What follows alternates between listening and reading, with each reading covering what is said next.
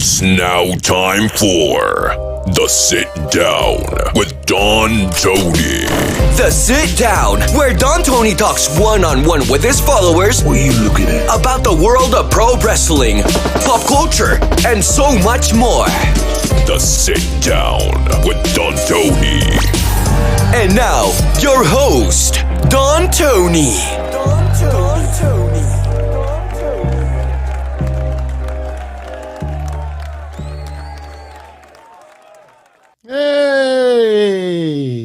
Hey, how you doing, everybody? It is Sunday night, 8:05 p.m. The Sit Down with yours truly. Hanging out with the family tonight. Hope you're all doing well. Hope your weekend has been pretty good. I am here with a little bit of coffee. And I know some people would be like, what are you, nuts? I'm drinking coffee from Tokyo. I kid you not. Somebody, because they know that I like the pour over method. Somebody's like, oh, you got to check out this coffee from Japan. Gave me the link. Got it. This is how good the coffee is. Watch this.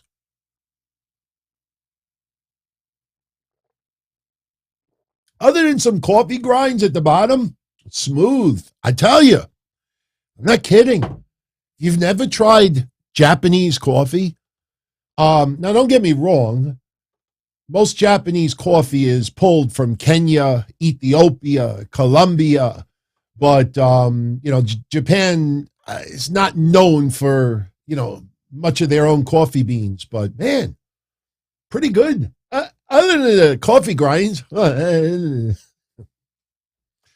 I ruffled some feathers yesterday, apparently, with my Summer Rae rant. Ruffled it to the point that I decided to make it its own separate clip. I posted it on YouTube a few minutes ago. Actually, hang on. Got to switch the glasses because a few people have pointed out, DT, what's wrong with your glasses? Look, coffee grinds. What's wrong with your glasses? Every minute, I'm like this. I'm like, you're right. They need to be adjusted. So we wear these for tonight. So how's everybody doing? Shout out to, look at this, Warrior 217 hanging out on Twitch. Mike hanging out on Twitch. Joey B on Facebook. Yes, we have Facebook, Twitter, YouTube, and Twitch going tonight. Whatever's comfortable for you. Look, as long as you enjoy your experience with the show, that's what I'm here for. More coffee grinds. Tonight, we're going to have live chat. We will be taking calls almost immediately. As we said yesterday, I like rotating every other week. 1 week it's mostly calls. The following week it's mostly chat, and we go back and forth. If it's needed that we need to do more chat or more calls consecutive weeks, we can do whatever we want. And tonight, for some of you that were live last night, and when I put the Goodfellas outro, you disconnected. Literally 5 seconds after, I get a DM on Twitter. What happened to the vintage Don Tony Kevin Castle audio you promised? Oh, I forgot to air it yesterday. So I told everybody last night, we stopped the outro of the show. I came back on. I said, look, I promise you Sunday night, we will play the audio. I love the emails. I love the DMs. I love the public messages. A lot of people like to talk privately with the confidence that they won't be criticized for views, opinions, feedback. And, one of our viewers, good supporter of the family, said, DT, what is the worst audio clip, the worst discussion did you ever have in the 25 years of doing this, from the hotlines to the podcasts? And as I said yesterday, yes, I had some spats with Joey 924. Yes, I had some back and forths with Kevin Castle, Mish, once in a blue moon, even on the hotlines, Mad Zombie, Brian Damage. But there's one conversation from 10 years ago that will always be the worst of the worst. I promise you later, we will laugh. We will have fun. But it is 18 minutes of pain that you will wish that you got back. It is the worst audio clip, the worst DTKC discussion of all time. Team Forward, thank you very much for the kind words. I appreciate the super chat.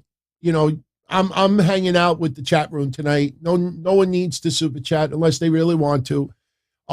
He says that my rant on Summer Rae made so much sense. Look, again, we all like to joke. I like to rip people. I like to fuck around with people. Nothing malicious, but there's a certain perception, and I know there's the typical one. Oh, people got way too comfortable on social media because they know that nobody's going to show up their house and punch them in the mouth. Yeah, I know we've talked about that. Everybody has. But the thing is, what my comments towards Summer Rae was simple. Look, I said all along, she's not a legend. She wouldn't even consider herself a legend. Legend is a label that WWE gives to people that used to be in WWE that are not there anymore on a full-time basis, that are older and who come back to make an appearance or two. WWE, just like they call everybody superstars. Not everybody is a superstar, but that's how everybody is labeled. It's a label. And it's not like Summer Rae started going around and telling everybody she's a legend. But put all that aside. I don't think there's any argument about she's not a legend. But the point is that what's the deal as far as social media? I mean, when people are going out of their way to take her head and rub it in shit to make sure that she knows you're not a legend. You're not a legend. You're not a legend. You're not a legend. What's the deal? Are you an asshole? Or look, I'm a nice guy. I just go on Twitter and I act like an asshole. It's a release. I act like an asshole once in a while just for good laughs. You act like an asshole, you're an asshole. Period. There's a difference between joking and what went on. And people try to be slick. They try to hide it behind comedy. Because if you get a good laugh out of it, then you're not really being a dick. It's just lighthearted fun. So listen to my 6 minutes in that clip. In fact, when I go like this on the replay, you'll see it. There's no argument as far as her not being a legend. It's just the people out there that, maybe I'm just too old and maybe I'm a little traditional, but me, I'm a heterosexual. Doesn't matter if you're gay or straight or in between. It's about, look, if you don't have something really nice to say about someone, sometimes you keep your mouth shut. And I used the example yesterday. How many of you out there who met somebody and couldn't wait to show the world, look, my girlfriend, look, my boyfriend, look, the person I met, isn't he or she beautiful? And you look at the person and you're like,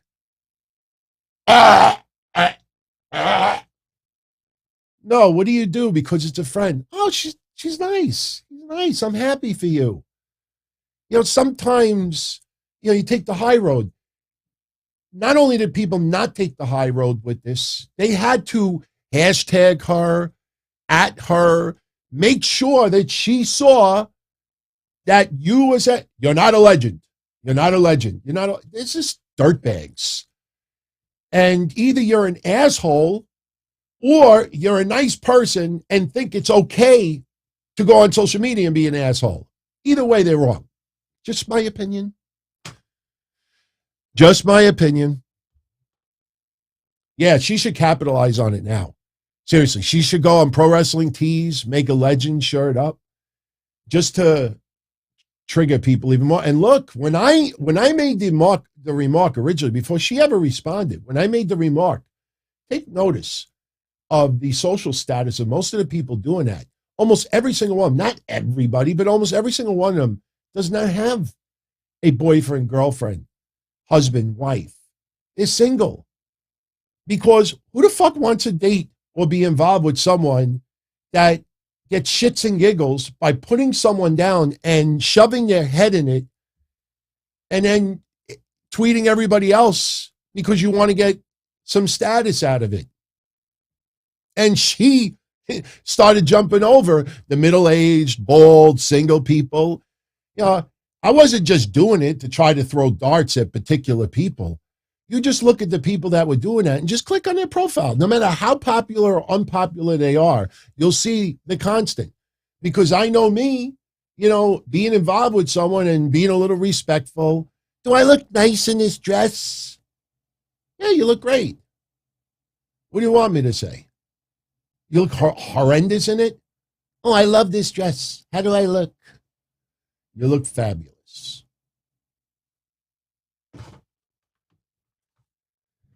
GCW tonight. They just started a few minutes ago. Yes, shout out to Reefer. I know he worked the dark match tonight. I was this close to going. I'm not kidding. I had a few people a couple of days ago like, DT, you want to go to GCW? Hang out. Come hang out. And I was like, you know what? I'll be honest with you. You know, I'm spending a weekend with my fiance. Not even the show. I'm sure everybody would have understood if I said, look, no Sunday show, I'm going to go to GCW. You know, Manhattan Center is not that far away from my house. And believe me, I did have people ask me, it's not like the AEW thing where everybody just looked the other way. It's just, I have to work early tomorrow morning, and that fucking event is going to go to 11, 12 o'clock. By the time I get home, it's 1, 2 a.m. By the time I come down from the event, because look, man, you know, this event tonight is going to be, I don't want to call it historic, but it's going to be an event that's going to be talked about for a very long time. And you can't just come home, okay, time for bed. You know, you're so excited and so energized and you're so pumped. I probably wouldn't go to bed till 3, 4 o'clock in the morning. So, oh no, I wouldn't take the train, Mike. Hell no. Hell no, I would have drove. Fuck that. I would have drove. Shit. One of my memories, and if any of you still talk to Smoked Out, you know, who used to do shows with me, Hotline and podcast, and was a CZW wrestler as well. If any of you ever talk to him, tell him, ask him if I'm making it up.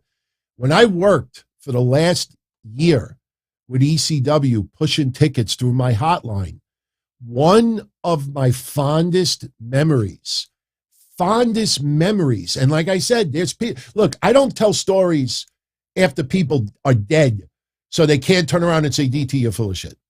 I usually tell it while the people are alive. You talk to Smoked Out, I'll tell you I'm telling the truth.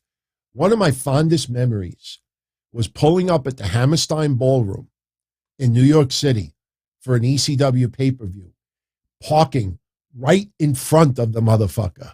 And Atlas Security moving the red cones. Oh, yeah, let him park. And I would get out, sometimes with 6-foot Hero, sometimes without. And you see the line for ECW going down the block, all the way down the New York City blocks along. And one time, Smoked Out, myself, 2 rats, we parked right up front, moved the cones, made me feel like $1 million. It was awesome. Fun memories, man. Nathan Rita, Peter Parker. In fact, you know what? Yes, I am prepared tonight. You want to post a little clip? Because I know the chat room replay is only on YouTube, but people do check it out on Patreon, Facebook, Twitter, and elsewhere, even Twitch. So the chat room is on the screen right now. If you want to post where you are from, you don't have to put your street address or phone number, but you just want to put the state or the city or the country. You know, you don't have to post, oh, I'm from my mother's uterus. You know, post it so everybody could see. Much love. We have everybody that tunes in from a block from my house to all the way from Israel, Abu Dhabi. Beautiful, man. Love this family that we have here. You know, it's not the biggest family online, obviously, and it is spread out quite a bit. We do have a, you know, big audio only family out there that will never change, and that's all good. Not everybody needs to see my ugly face, you know. But, yeah, everybody posting a little bit where they're from. A couple of people, homeboys, not too far from me. So, yeah, I hope everybody's doing good. It's you're starting to hear better news about the COVID and Omicron. And sure, expect more variants to come in the future. But I'm telling you, by March, maybe even sooner, you're going to see them now using the term endemic. It mirrors 1919 and 1920 so much, it's mind-boggling. If you take the time to watch some of the documentaries, watch the ones that came out before COVID started. Because the ones that came out after, I'm not saying that they're all bad, but they twist and they exaggerate and they try to sensationalize things. So, because of COVID today, you watch the ones that came out before COVID started in early 2020. So now, should we stream the audio now? Should we stream it now or should we wait until later on in the show? I will leave it up to all of you. The 17 minutes, 18 minutes of pain, the worst audio discussion that I ever had in history. All right. I know more people will tune in later on as the show goes along, but you know what? All right. Everybody is like, now. So I sound like that old cat commercial. Meow, meow, meow, meow, meow, meow. Now. Okay. I'm going to leave the chat room on the screen so you can react to what you're about to hear. Now, I want to make this clear from the beginning. In the future, I will be posting clips of some of the best discussions, best debates that have ever been done that I have recorded. So it's not going to be one-sided. And in no way, shape, or form am I trying to put my former co-host under the bus. Anybody out there that's ever podcasted, doesn't have to be wrestling, can be anything, any of you out there. We've all had great moments. We've had good moments. We've had bad moments, and we've had awful moments. This clip is awful. It is 17 minutes you will wish that you had back. Some of you may already know this clip. It might spark some memories. I'm going to play it straight through. This is from 2012. About 10 years ago. Ryback was pretty much new in the WWE. So I think it was May 11th, 2012, on an episode of the Dtkc show. Myself, Kevin Castle, were going to have a discussion on Ryback. Just listen to it, and you will understand quickly why it is, without question, the worst discussion in the history of anything I've ever done. When people back in the day used to say, that we would interrupt each other, okay? Some people tried to write it off. People are just deaf. I want you to listen every time I tried to make a point about Ryback. Enjoy. You are warned. You are warned.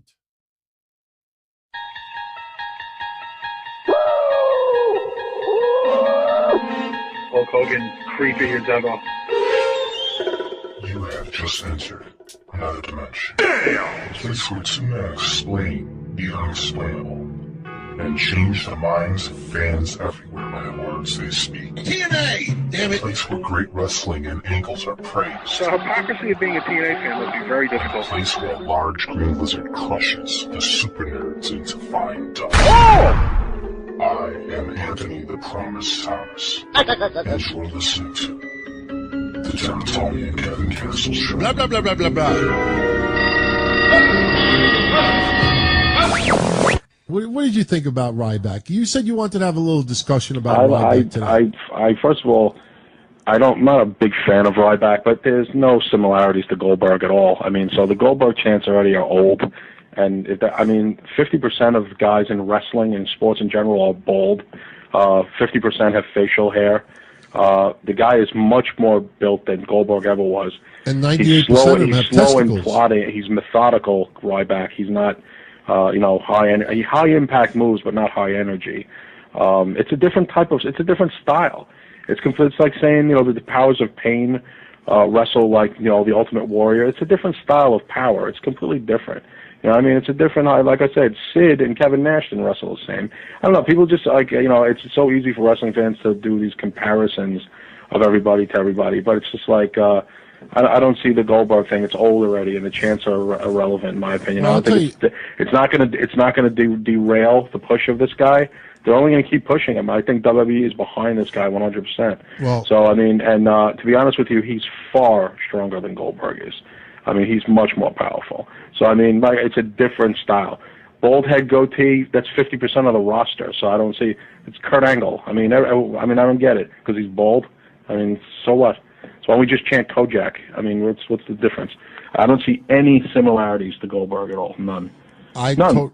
I totally disagree with you because what similarities do you have to Goldberg? Well, I'll tell you. Well, let me just bring up another person. He doesn't wear the outfit Goldberg. Well, just like Goldberg and Austin, I didn't see any similarities between the two: black trunks, black boots. Dick Slater wore that too. Adrian Adonis wore that when he was at East West Connection. The wrestling fans got to knock it off with the stupidity. Really, that's why it's annoying to be a wrestling fan. It's just stupid. Well, Ryback has nothing in common with Goldberg. Nothing. Well, nothing. Let me. I got news for you. Ryback has paid more dues in developmental than Goldberg ever did. Well, let me bring up Mason Ryan. Mason Ryan, everybody got wet about his power, and what happened? He was sloppy as shit. He is nothing like, once again, because we want to go on. I'm not comparing him to Mason Ryan. I'm just saying that Skip Sheffield has been here for several years. He was here before NXT. I'm not a big fan, but he's not. It's just saying something to say something. It's saying something for the sake of saying something. Is Big Show anything like Andre the Giant? I'm not trying to compare. No, but I'm saying, is Big Show and Andre the Giant the same? No, but I'm not comparing to Mason Ryan. They're giants, but it's different styles. Don Leo Jonathan was a giant. Like I said, wrestling fans they get on this thing where everyone, if there's a little similarity, it's a copy, it's a this, it's a that. It's consistent, and that's why it's annoying to be a wrestling fan. Well, let me say this. The only reason why I brought up Mason Ryan is to say that sometimes strength is a detriment to somebody. But as far as the comparisons to Goldberg, I'll tell you why they're chanting 1,000 times worse. Why I relate to the people chanting Goldberg. They're doing it because they have nothing else to do. I think of Goldberg too. They've been told to do it. Because it's completely Look what CM Punk tonight said, goat face or whatever he called the guy, and now they're chanting that.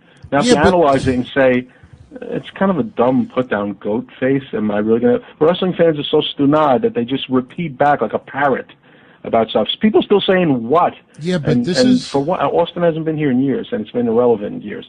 That's what wrestling fans, they feel they have to do that. Well, the fans who, jump on the gravy train.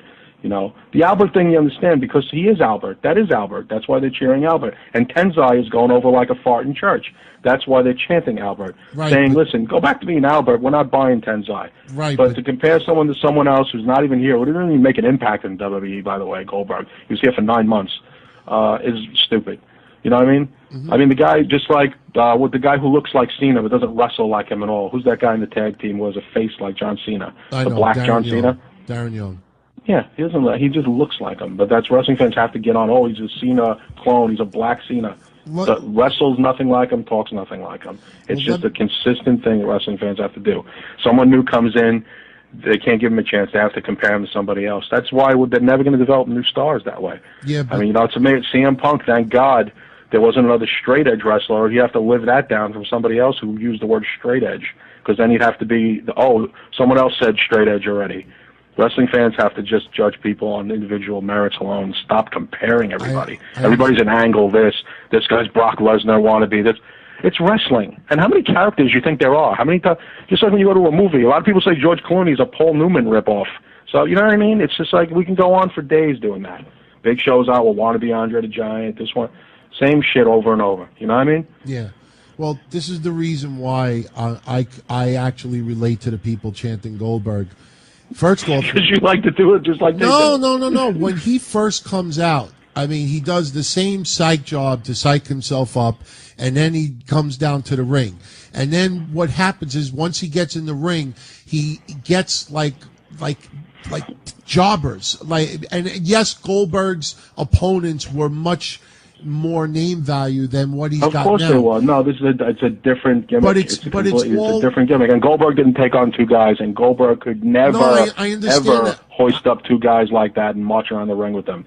Couldn't do it. I understand that, but the thing is that when he comes out, he psychs himself up. I mean, you look at Goldberg's entrance when he first comes out. All Ryback needs is the fucking sparklers, and it's no, he doesn't. It's a completely different gimmick, and he's a different body type, different ring attire, different music. I understand that, but the problem is that they're making him, and he's not trying to be Goldberg.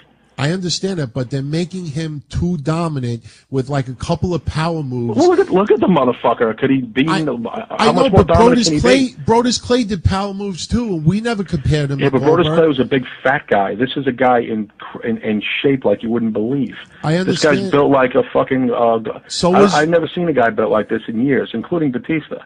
I haven't seen a physique like this in years. I mean, the guy is unbelievably. I mean, you could break a bat over him, and I think it would just crack.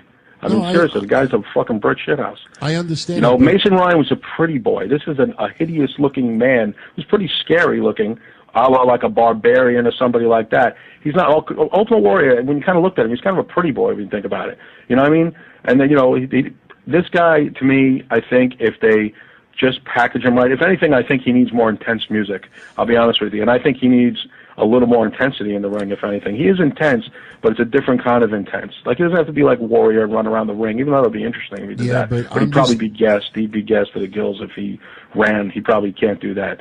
But like I said, Goldberg was a spear guy, and Goldberg's matches, it was just a different program. They're going to continue this thing with the jobbers, and it's certainly not to get the jobbers over, but I think the WWE is behind this guy. I don't see any deep push of him anytime soon, despite what the audience is doing. Well, I don't know. I like I said, when he first comes out, he does the same psych job like Goldberg. Yeah, but a lot of wrestlers have done that. Goldberg was the first person to do that. A lot of guys when Missing Link used to do that when he came out. When he does...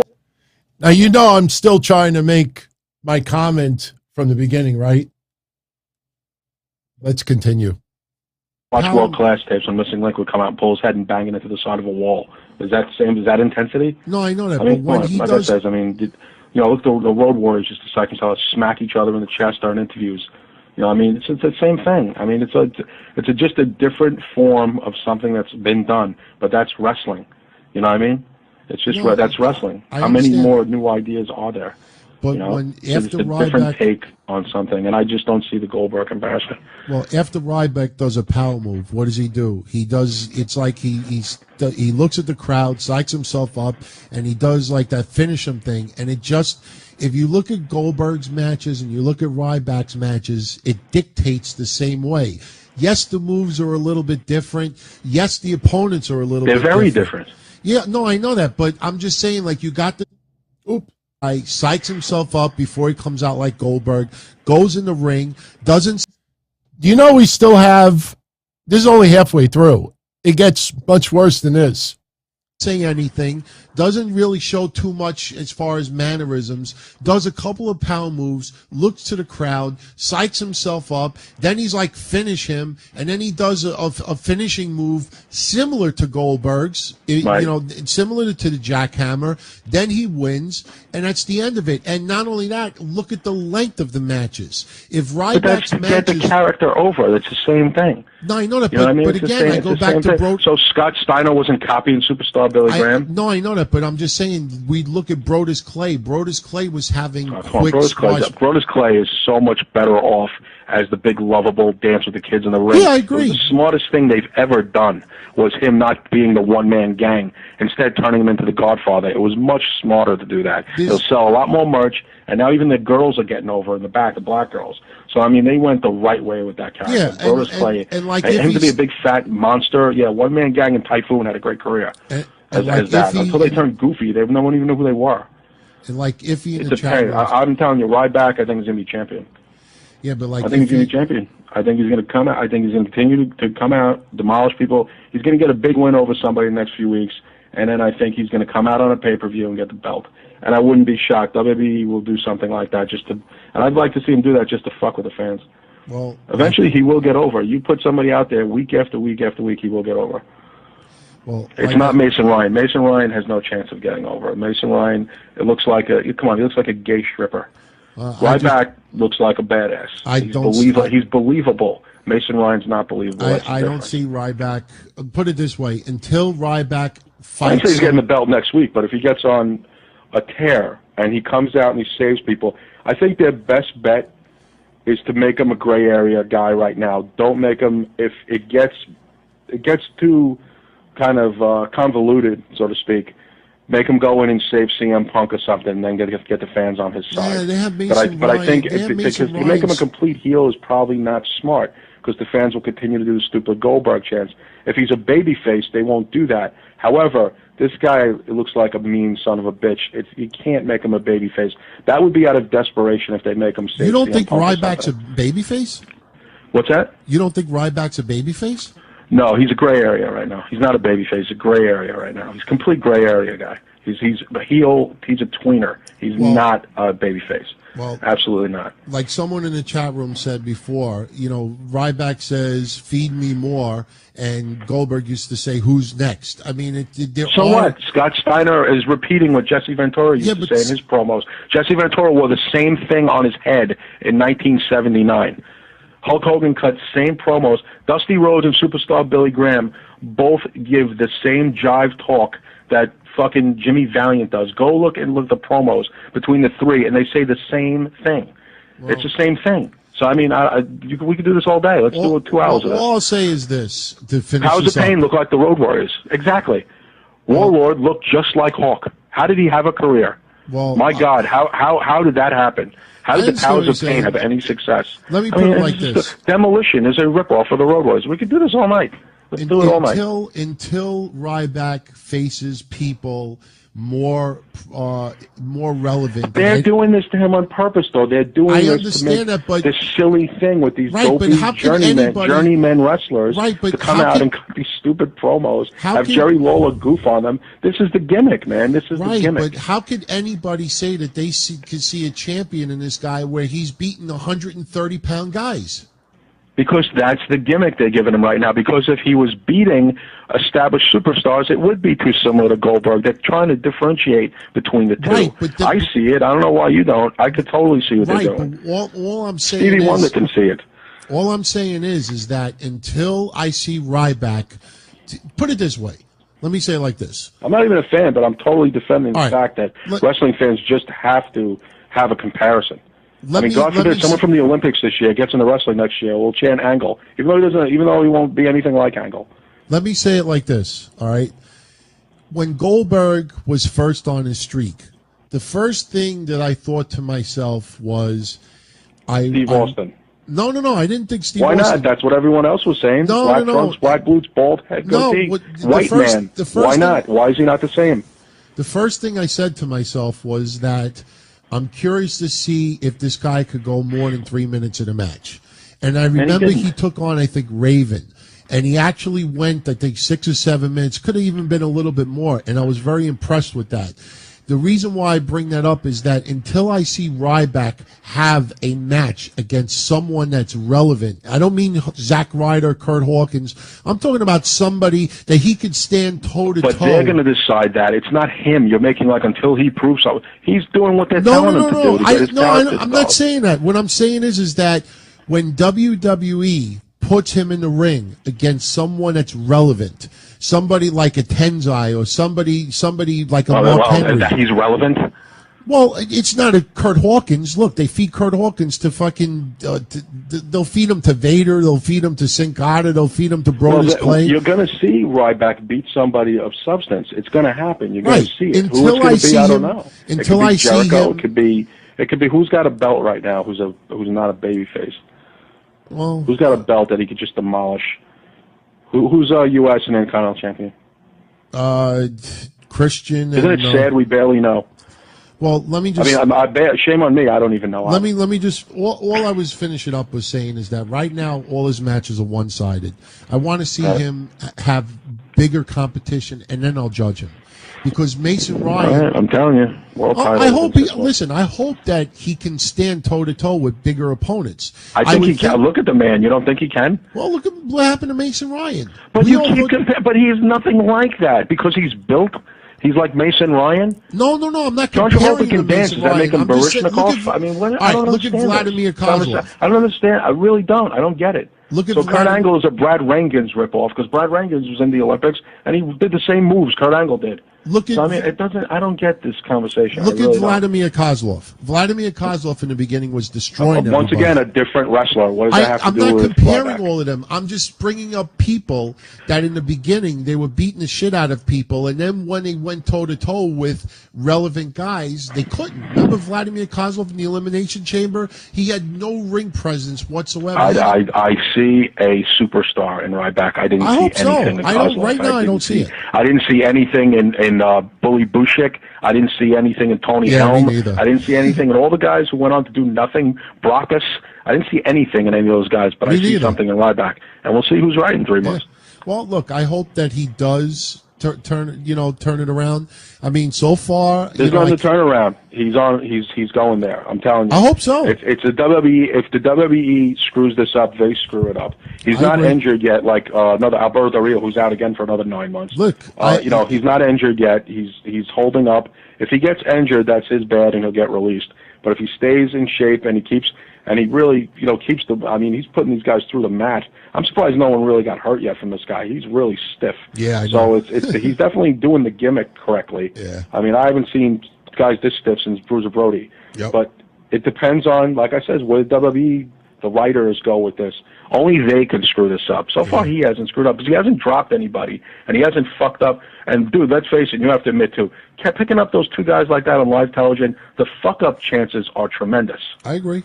And he hasn't, and hurting somebody is tremendous. So I'm surprised they're actually letting him do that all the time. And I'm shocked one of these kids are not hurt. Well, that's the reason why they're feeding him nobodies, because they don't want their own roster to get hurt. Exactly. So yeah, I mean, I get what you're saying to a point, but we can compare a lot of guys to a lot of guys. Yeah. He could get what I'm saying. That's the best part of it at the end. He could get what I'm saying. Yeah. 18 minutes of brutality. Brutality, I tell you. Ah, boy. Well, yeah, I mean, look at, Ryback's career is derailed a little bit. Look, over the years, I'm not going to look back at Ryback's career in the last 10 years, but, Ryback with some issues with attitude and other stuff. And look, his choice to stay out of the ring also. I mean, this is not about, look at where Ryback is, we told you so. No, it wasn't anything like that. But, wow, that was brutal. I still remember it. I remember when it went down. And, there were other nights like that as well. And I love when people like, well, DT, you power talk people as well. Never did that. Bob the Builder, thank you very much. He is a newer fan. Yeah, Bob was not around when we had a lot of these back and forths at that time. I don't even know if you could call it back and forths. I think I talked for a total of, I think the official word was 83 seconds out of 18 minutes. So I just figured I'd share it. Somebody asked, what's the worst clip that I can remember? I mean, look, I had the falling out with Joey 924, which people found very entertaining, but that was just a conversation. And the thing about it is that conversation probably could have lasted 2 minutes. Look, Ryback's going to be a star. He's this, he's that, he's this. Well, I got to see if, I want to see him face more established talent. And until then, right now, the matches are very one-sided. Well, I think he's going to do this. Well, I have to wait and see. 2 minutes, move on. All right. So let's move on now, shall we? By the way, if you haven't checked it out yet, Don't forget, I posted this retro episode. It is online right now, dontony.com. It is the infamous night that Axel Rotten and New Jack were guests on the Mass Maniac show, hosted by Mass Maniac, and yours truly, by far the funniest podcast I've ever was on. Funniest, not even close. Great memories. And as I said yesterday, when I listened to part of it back editing, I didn't even realize that day was the day that RVD got released, Sabu got released, Big Vito got released, a bunch of people got released. So it took, there was some extra discussions on that episode. Bob is asking, my initial thoughts on The Rock in 1997. Don't you mean a little bit earlier, like mid-90s? I mean, by 97, well, I'll answer it like this. When he came out as Rocky Maivia, the outfit, the blue, the powder blue, the outfit looked playing a little tribute to Rocky Johnson and Peter Maivia. Rocky Johnson being his father, Peter Maivia being his grandfather. It was fine. I mean, his debut was okay. It was, you got to remember, we talked about it yesterday. If you remember WWE, can you imagine if Twitter and social media was around in 1993 when WWE decided to go in a new direction, the new generation, and they were, trying to get away from the older talent? I compare that to NXT in some ways with what's going on right now. Can you imagine if Twitter was around in 93? But we had some pretty horrible gimmicks in 93, 94, 95. So, the Rocky Maivia coming out was nowhere near some of the bad gimmicks out there. But I think early on, we felt it was too clean cut. He was blue chipper, as Jim Ross would say. Very, very talented. We would get little rumblings in magazines about, him coming up. So a lot of people wanted to see him succeed. I remember when they brought in Rocky Johnson for a short period of time to help get Rocky Maivia over a little bit. It's just that it was too goody-goody, so, but did we think at the time he was going to be a star? Yeah. No idea he would be one of the greatest of all time. But star? Yeah. Yeah. No reason why no one would think otherwise, but not on the level that he became. So, LaDude is going to AEW this week. That's pretty awesome, man. So, believe it or not, we've already gone 45 minutes. So, I'm going to open the phone lines. Let's open them in 15 minutes. That'll be at exactly the 1 hour mark, which will be 9:05 Eastern. And we'll take calls for about 30 or 40 minutes, and then we'll call it a night. Because tomorrow night, 11:05, Mish and I will be back here for Breakfast Soup Raw. We will talk Raw, any updates to the Royal Rumble. I don't know if you heard the news earlier, but Fightful reported about the IIconics, the Inspiration. They were offered 2 spots in the Royal Rumble, and they declined. I don't know if they declined because their feelings were hurt. I don't know if they declined because of logistics. Maybe they just felt that, the schedule would be a little bit difficult. Maybe they just felt the payday wasn't big enough. We don't know the exact reason why, so I'm not going to speculate. I wanted to share something also with you as well. William Regal. Now, if you paid attention to my shows this past week, we did not talk about any of those rumors that were floating around about William Regal. News sites claiming news sites saying that they had sources telling them this, telling them that. We stay away from it. And William Regal posted a tweet earlier today. It's not, much of anything, but what he said speaks volumes. This is William Regal's exact comments. Quote, I stay out of the wrestling journalist world. Always have done, always will. I have a different set of standards because of my age and upbringing about the job. Please do not say or print anything about me unless you hear it from me directly. I leave you alone. Leave me alone. Thank you. See, that's what's called being owned. For all those sites that write stuff, our sources tell this. We got directly from this person. William Regal this. William Regal possibly, maybe. That's why I told you. Whenever you read an article and there's a word with the letters LY at the end of it, just move on. Ignore that article. Reportedly, possibly, likely, eventually. Maybe doesn't have LY at the end. I love it. I love it. Too many people in the journalistic world got away with so much crap. And the NXT, listen, take note about something in the journalist world that you probably don't even realize. You probably don't even realize. And I'm making a little timestamp about it. How many times in the last 3 months or 6 months, how many times in the last 6 months did somebody report a rumor about AEW behind the scenes that was wrong? Now, I'm not talking about, could Bray Wyatt show up? Could Wyndham show up? That's fantasy. That's taking hope, fantasizing, and making it into discussion.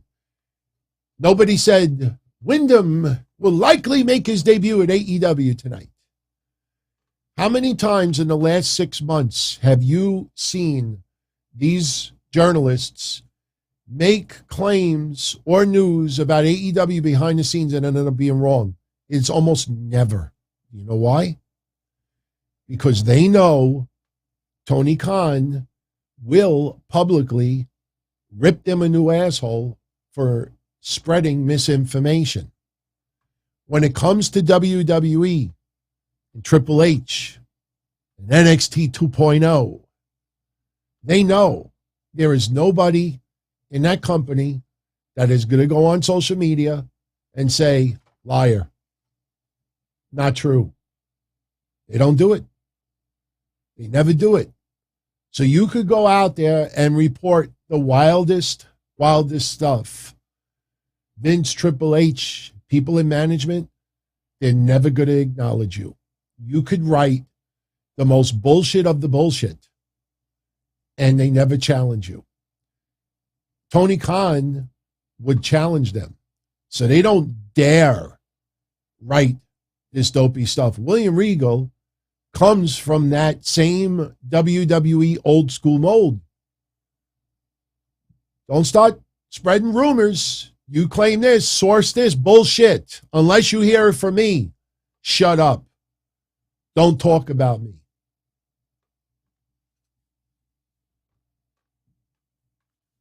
Yeah, that is William Regal mic drop. But take note of that. When you see these sites post this crazy shit, notice that the unsubstantiated, source is always on the WWE or NXT side. It's never on the AEW side, because they know that AEW will publicly fight back and say, what the fuck are you talking about? It's not true.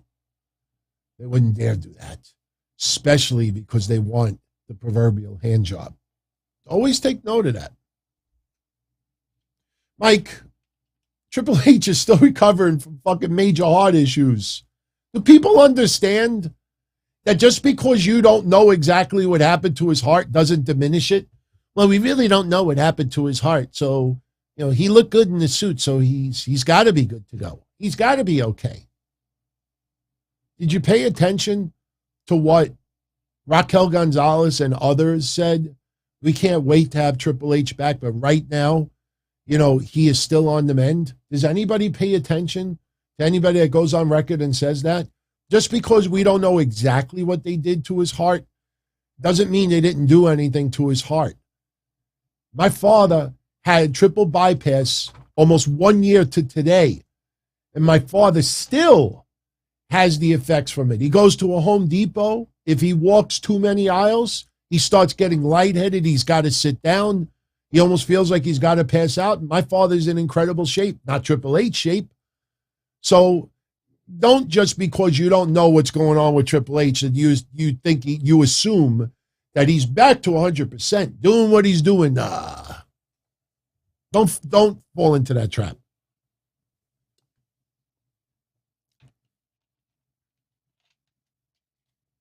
How were the football games today? I see a lot of comments about football. Yesterday, when I said go Bengals, trust me, I don't follow the Bengals, but apparently I think they did good, right? I saw a lot of people celebrating Cincinnati yesterday and today. Oh, yeah, Steph, you wrote that the other day. Is Sonya DeVille the female Eric Bischoff from 25 years ago? No. Believe me when I tell you, Eric Bischoff in 1996, 1997, we'll go back maybe a year or two to WCW Nitro when it first started. Eric Bischoff, he was looked at as an okay announcer. I don't think a lot of people, casual fans knew the type of power that he was in.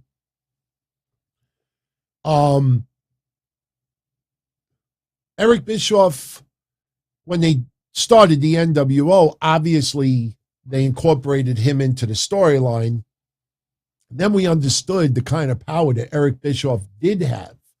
Sonya DeVille does not have that off-camera power. Sonya DeVille is an on-air GM character. I'm saying this with nothing but compliments intended. Sonya DeVille is a little bit unique in her role. It's not necessarily like Paige, because Paige really, she couldn't go into the ring. Sonya DeVille could get physically involved in matches. And obviously Sonya DeVille versus Naomi in somewhat of a high profile match. It's got to happen. Sonya DeVille is a unique GM. I can't compare her to anybody of the past. And that's a good thing. That's a good thing. I don't think anybody out there could look at Sonya DeVille and say, oh, that is, so-and-so from, no, it's totally different. She's doing a pretty good job. I kind of wish that they didn't do the douchebag stuff that she's doing in the storyline.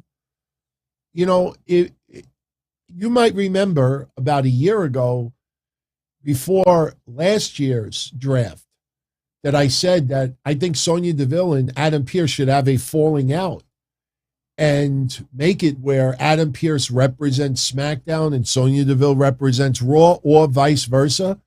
And then when you do the draft, they're drafting against each other and split them up onto two brands. Maybe they didn't do that because, number one, maybe they didn't know if Sonya DeVille was going to be in this role long term. And number two, maybe she wasn't ready to be in that sole position. So I think that's why they always kept the two together. But if this is something that Sonya DeVille is going to continue doing for a few years, she will be the sole GM of either Raw or SmackDown. It's got to happen. I just kind of wish they didn't do the douchey stuff that she's doing on camera. But I like her work. The only thing I don't like, honestly, the only thing that I don't like about Sonya DeVille, it is true, is whenever people are arguing at the beginning of a show or a match, a match could get disqualified. Somebody gets DQ'd, somebody this, somebody that. And then just randomly, you'll get her and Adam Pearce will come out and say, no, no, no, no, we're not going to let this end the way it is. No, no, no, no, no, we're not doing that. And I roll my eyes every time I see it. Kenny, I wouldn't be concerned about the brand split. When you have USA Network and Fox paying big money to have WWE programming, having distinctive champions is necessary. It's necessary. For TBS, it's Jade Cargill, and I'm not trying to compare it. But the thing is, if Seth Rollins shows up on SmackDown, if the Usos show up on Raw, if Big E shows up on SmackDown, if anybody shows up on Raw that's on time, just enjoy it. Just enjoy it. I cringe when I see people at the keyboard, and because we get a treat, holy shit, Kevin Owens is on SmackDown. Oh, we're going to have a cool match that we didn't think we would have. The Usos versus Kevin Owens and Seth Rollins. Instead of just enjoying the match, the fuck happened to the roster split? Oh, so much for the roster split. WWE can't do anything right. Come on, man. We're getting a match that we wouldn't have expected. We're getting a little bit of a treat. What's the big deal? What is the big deal? Seriously, when people want to play, they're just looking for excuses to rip WWE. But the roster split. World Wrestling Entertainment Incorporated owns everything. It's one entertainment company at the end. The storyline is that there's two companies on TV. It's just the storyline. Yeah, but what? Just enjoy it. That's how I look at it. Oh, I do not think Rollins is going to beat Reigns. I've given my Royal Rumble scenario. I've given my Elimination Chamber scenario. I am sticking to it. Lashley beats Lesnar. The Usos cause the loss. Lesnar, who is beloved in Saudi Arabia, will have a high-profile win in Saudi Arabia, probably inside the Elimination Chamber, the WrestleMania Chamber. He will choose to face Roman Reigns at WrestleMania. And I think Big E wins the Royal Rumble and challenges Bobby Lashley at WrestleMania. Right now, look, by the time we do predictions later this week, I might feel different about the Royal Rumble. But as of right now, I am still going with Bianca Belair and Big E, unless we get some major wild card that Ronda Rousey shows up. Then I see Bianca Belair winning a high-profile match in the Elimination Chamber, and she gets the title shot that way. It's going to be Becky versus Bianca at WrestleMania. That's going to be one of the nights, for sure, in my opinion. And I could be wrong. Yeah, we are doing calls, Cruiserweight, in like 90 seconds. We're going to take a few calls for about a half hour and call it. And like I said, if anybody wants to call in, just remember there are other people trying to call in. I know everybody wants to, rant and go on this long, but just keep in mind there's other people trying to call in. So just whatever question you have, just keep it clear and concise. I'll be more than happy to answer it, and we move on.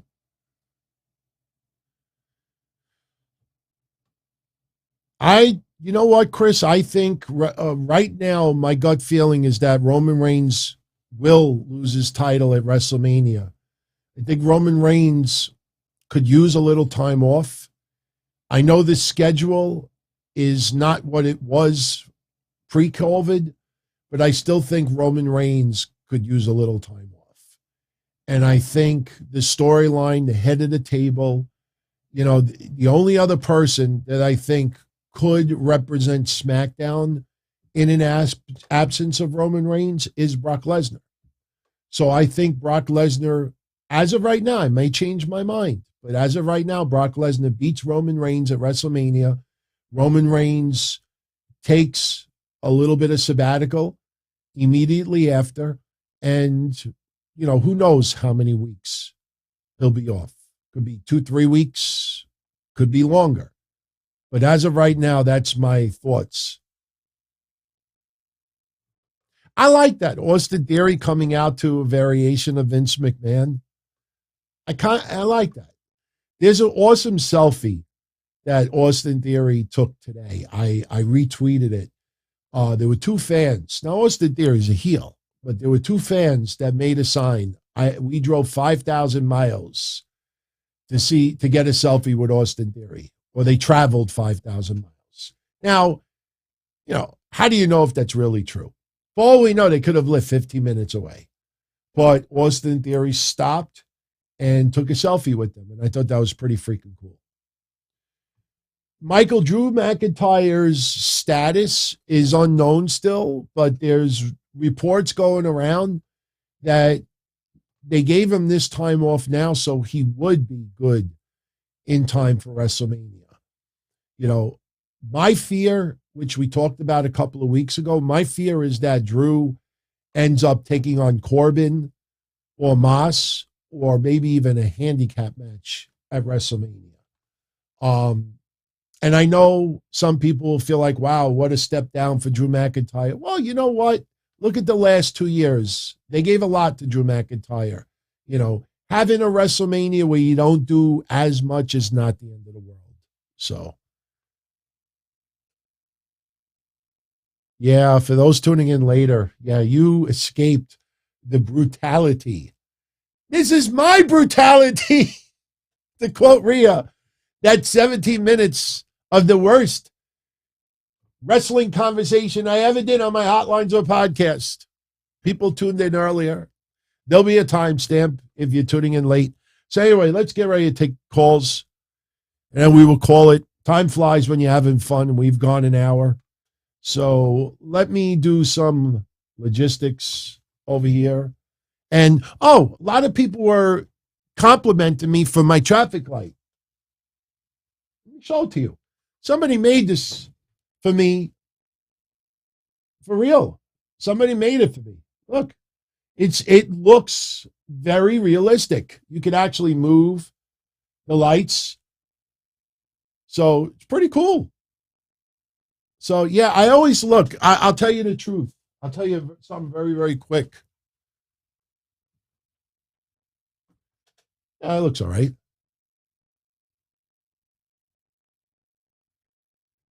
I used to love watching Mr. Rogers' Neighborhood when I was a kid. And I was always infatuated with his traffic light. And, it was custom made, Benjamin. In case anybody ever wants to think about getting something like this, I'll tell you right now, there's somebody on eBay that made a circuit board where you can have lights on a timer in a certain order. It's not for a traffic light, but it's lights. And somebody had the wherewithal to tweak it and make it for 3 different colors. So what they did was they turned it into 3. That's the switchboard. Once they were able to configure it where you could have 3 different colors based on a certain time scheme, then what they did was they, built it around little traffic lights. But ever since I watched Mr. Rogers' Neighborhood when I was a kid, I always wanted one of those traffic lights in my room, my man cave. Played video games, hung out with friends, never thought I'd be doing this. Even podcasts, I always wanted a traffic light. Not just the ones on Amazon that just have the colors lit and they don't change. I wanted something that would change. So, yeah, that is true. That is true. So it was custom made. Somebody asked me, God, like 6 months ago, still want a traffic light? Because I had talked about this about a year ago. I was like, sure, man. And beautiful job. Beautiful job. Now I told the person, give me one that said, don't walk. Remember the flashing, don't walk? Now, I don't want the one with the hand signal, because if you look at a lot of traffic lights of today, because some people don't read English, and that's the truth. They'll have like a green hand. That means you could walk. And then they have a red hand, which means stop. I don't want that shit. I want it to flash, don't walk. Anybody remember those? When we were much younger, or your parents were younger, it would say, don't walk. It would be white or green, the letters, and then it would flash when it was going to, and then it just would go red. So I don't know if I'll ever get that, but that's what I want. Put them right next to each other.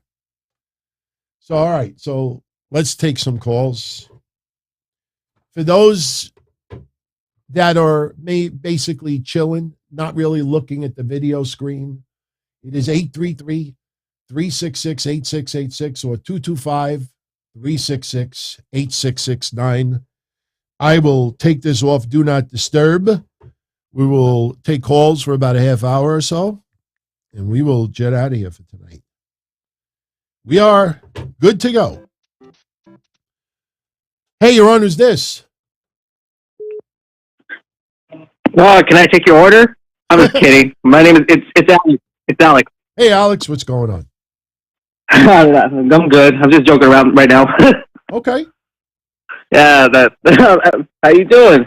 I'm good. You know, just hanging out Sunday night with everybody. You know, weekend went fast, and tomorrow it's right back to work. Mm-hmm. Me too. I will give you quick questions I could. I listed on the topics. It's not too long, but I'll make it quicker. I'm going to give you the blah blah blah question. Okay. I know you tell this all the time that your favorite movie was Goodfellas. Yes. And you haven't talked about the real life Goodfellas, and what was your opinion about the real life Goodfellas from the movie? But what was your thoughts of the real life, and also what was your opinion of the real Henry Hills passing away? I think it's 2012. The real Henry. What was your opinion on that? I never liked Henry Hill. I thought he was a rat. I talked about this, I think, a week ago, that I was going to buy. He used to do a lot of artwork while he was in prison, and I was actually going to buy some of his artwork. They had it on eBay. I think there's probably still some of it on eBay. But, you know, the thing is, as far as the real life characters, I mean, all the characters were before my time. I mean, they were pretty much the 60s and the 70s where they were doing what they were doing. I mean, in the 50s as well, but this was way before my time. So, you know, I was fascinated with the characters. They were pretty spot on with the story, but Henry Hill character itself, I mean, he ended up turning into a rat, and, you know, law enforcement probably loved it. I didn't mean jail. I meant like in, when he was basically in protective custody. He would sell his artwork on eBay. I never really, you know, the characters on the outside, I mean, they were very shady. There's a lot of people that were the same. I mean, you know, nobody idolized, you know, any of these individual characters. It was just the story itself, and it was based on a lot of reality. But there are a lot of gangsters over the years that did a lot of the same. Yeah. Well, Goodfellas won the Oscar during 1990s? I would think so. I mean, I don't give a shit about Academy Awards or Grammys or anything like that. It's just, give me good movie to watch and give me good music to listen to, and that's all that matters to me. I would think that, you know, he had to have won an Oscar for it. I mean, you look at like Scorsese, and you look at some of those producers. I mean, even what's his face that did The Godfather, Mario Puzo. You know, so he actually wrote it, I believe. Yeah, it was my favorite movie of all time. That'll always be. Yeah. Second one. What was your? I want to take it back on 2010, and this is a wrestling question. What was your, looking back on it? What was your thoughts about both Monday nights on 2010. What was your take on WWE and TNA's Hulk Hogan debut and Bret Hart's return for the WWE? Well, I loved Hogan's debut in TNA. I was always a Hogan fan. I mean, the Hogan Knows Best stuff, changed my views on him a lot. And obviously his comments later on, the racist stuff. I thought it was fun. I mean, we knew that it was. Look, I still have my podcast episodes from that time.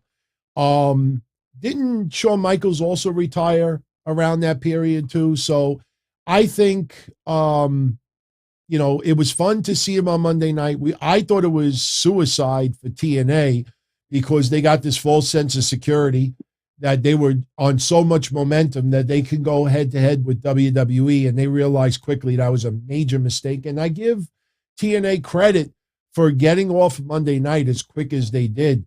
Bret Hart coming back to WWE was awesome also, because what happened with Owen Hart was terrible. It's tragic. Yeah. And this Montreal screw job was messed up as well. But, it was nice to see that his fences were mended. He was not a traitor. He was not a sellout. And, forgave but never forgot. And it was great to see. It was a fun time to be a wrestling fan at that time. But, nobody thought there was any real Monday Night Wars to it. I mean, eventually I'll put some of my older episodes at that time back online and people could get a good gist of how he felt. But, it was fun. It was fun. Yeah. Do you know what the ratings was at the time? I don't have it in front of me. I mean, I could look it up, but, I will say that TNA definitely did, I would say, around 2 million viewers. They might have did like 2.6 million for Hogan's return. I mean, they did a pretty damn good number for Hogan's segment, but it dropped almost immediately and they had to get out of there. Yeah. Did you hear Vince Russo's comments about Hulk Hogan's TNA debut? I think it was Wrestle Talk TV back then. I think it was in 2015. Did you hear Vince Russo's opinion about it? I heard so many comments over the years about his return. I mean, I look at it as a wrestling fan. I enjoyed it. It was good. We felt that, a lot of these people were taking a lot of Dixie Carter's money. And, but me, I was a wrestling fan. I enjoyed it. Yeah. This is a quick one. If you ever played, what was your best games in the 90s? PlayStation 1 or Nintendo 64? Oh, I like PlayStation much more than Nintendo 64. Yeah. Because N64 has got like 4 player controllers, which is really cool. But PS1 is my first game I ever played since I was 4. That's cool. That's cool. I mean, I always loved PlayStation. I enjoyed it. It was a lot of fun. Yeah. And this is the last one since now Sting made his debut in AEW like probably at least 2.5 years now, I believe. Do you think AEW will ever book this match? But do you think it will happen between Sting versus Jericho? Do you think that will happen in the future? I doubt it. Anything's possible. The storyline made sense, sure, but as of right now, I don't see it happening. Because both of the individuals were in WCW at the time. Yeah, I know, but they never really crossed paths, that much. So unless the storyline AEW made sense for it, I don't see it right now. Yeah. Okay, DT. Much love. Thanks for the question. That means a lot. Oh, you're welcome. Have a good night. You too. Have a good Sunday. Have a good Sunday night as well. You take too. care. Take care. Hey, you're on. Who's this? Hey, DT, it's Crazy Cruiserweight. Hey, Cruiserweight, what's going on? Okay, I got to correct you on 2 points, and then I'm going to get off the phone, okay? Sure. And that's it. So, number one, for Roman Reigns, you kept calling him Leaky a few days ago. It's pronounced Leaki. Just want to get that out the way for you. Yeah, okay. And second of all, because this is a big mistake you made as well with Joe Gacy. He was actually known as Joe Gacy back in his CZW days. Right. Before he came. But CZW, Combat Zone Wrestling, was renegade, hardcore.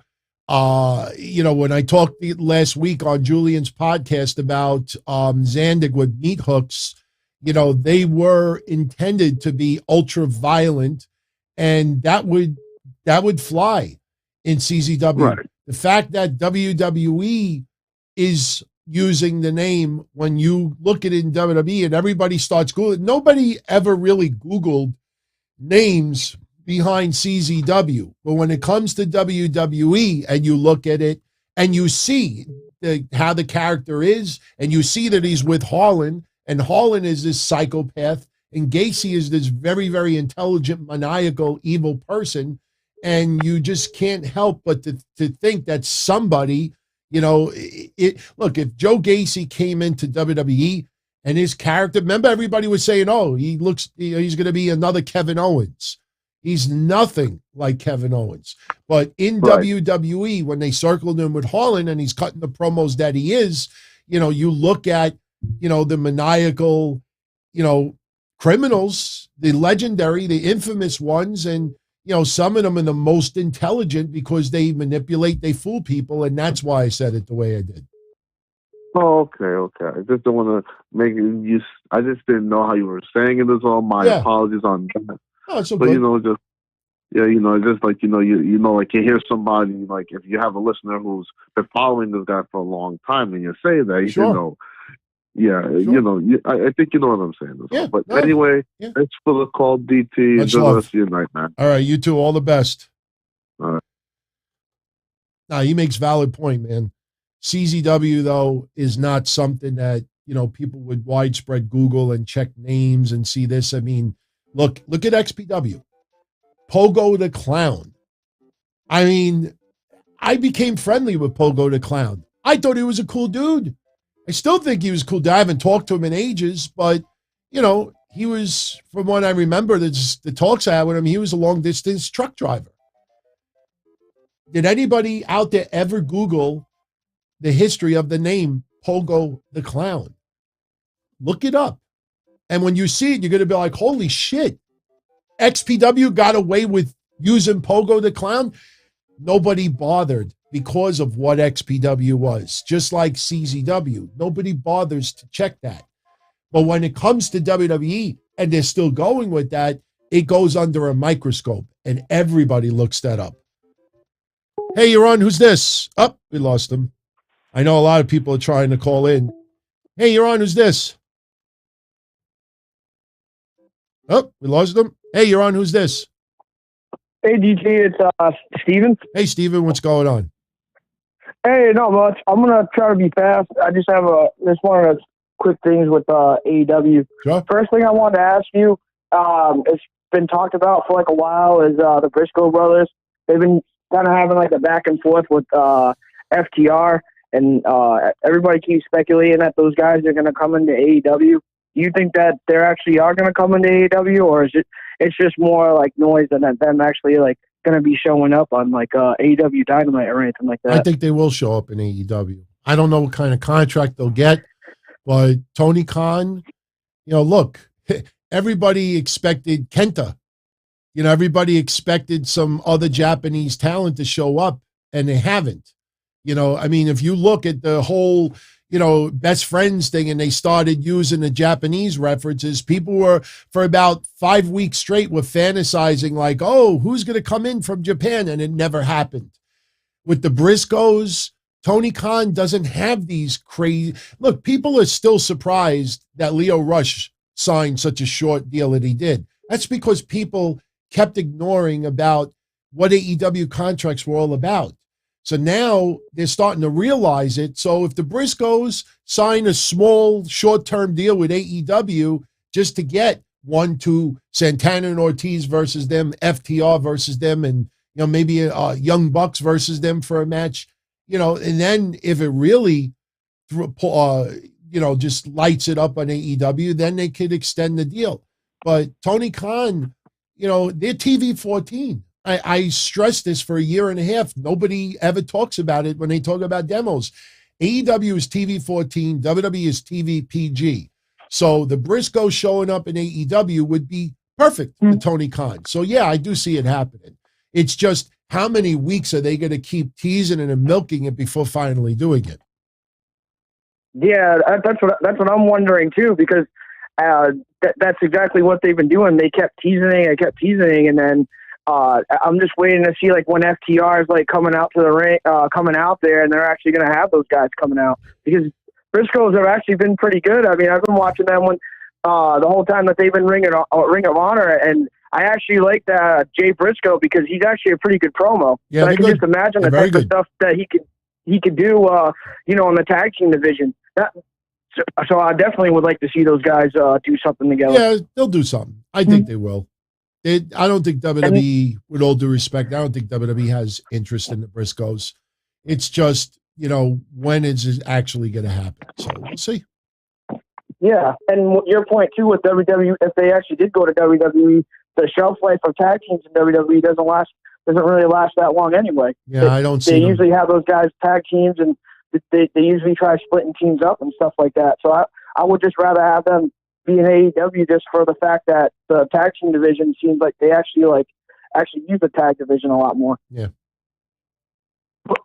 But and this is one other thing I wanted to ask you. I seen that the Bullet Club, Jay White and the Tonga brothers actually showed up in Impact.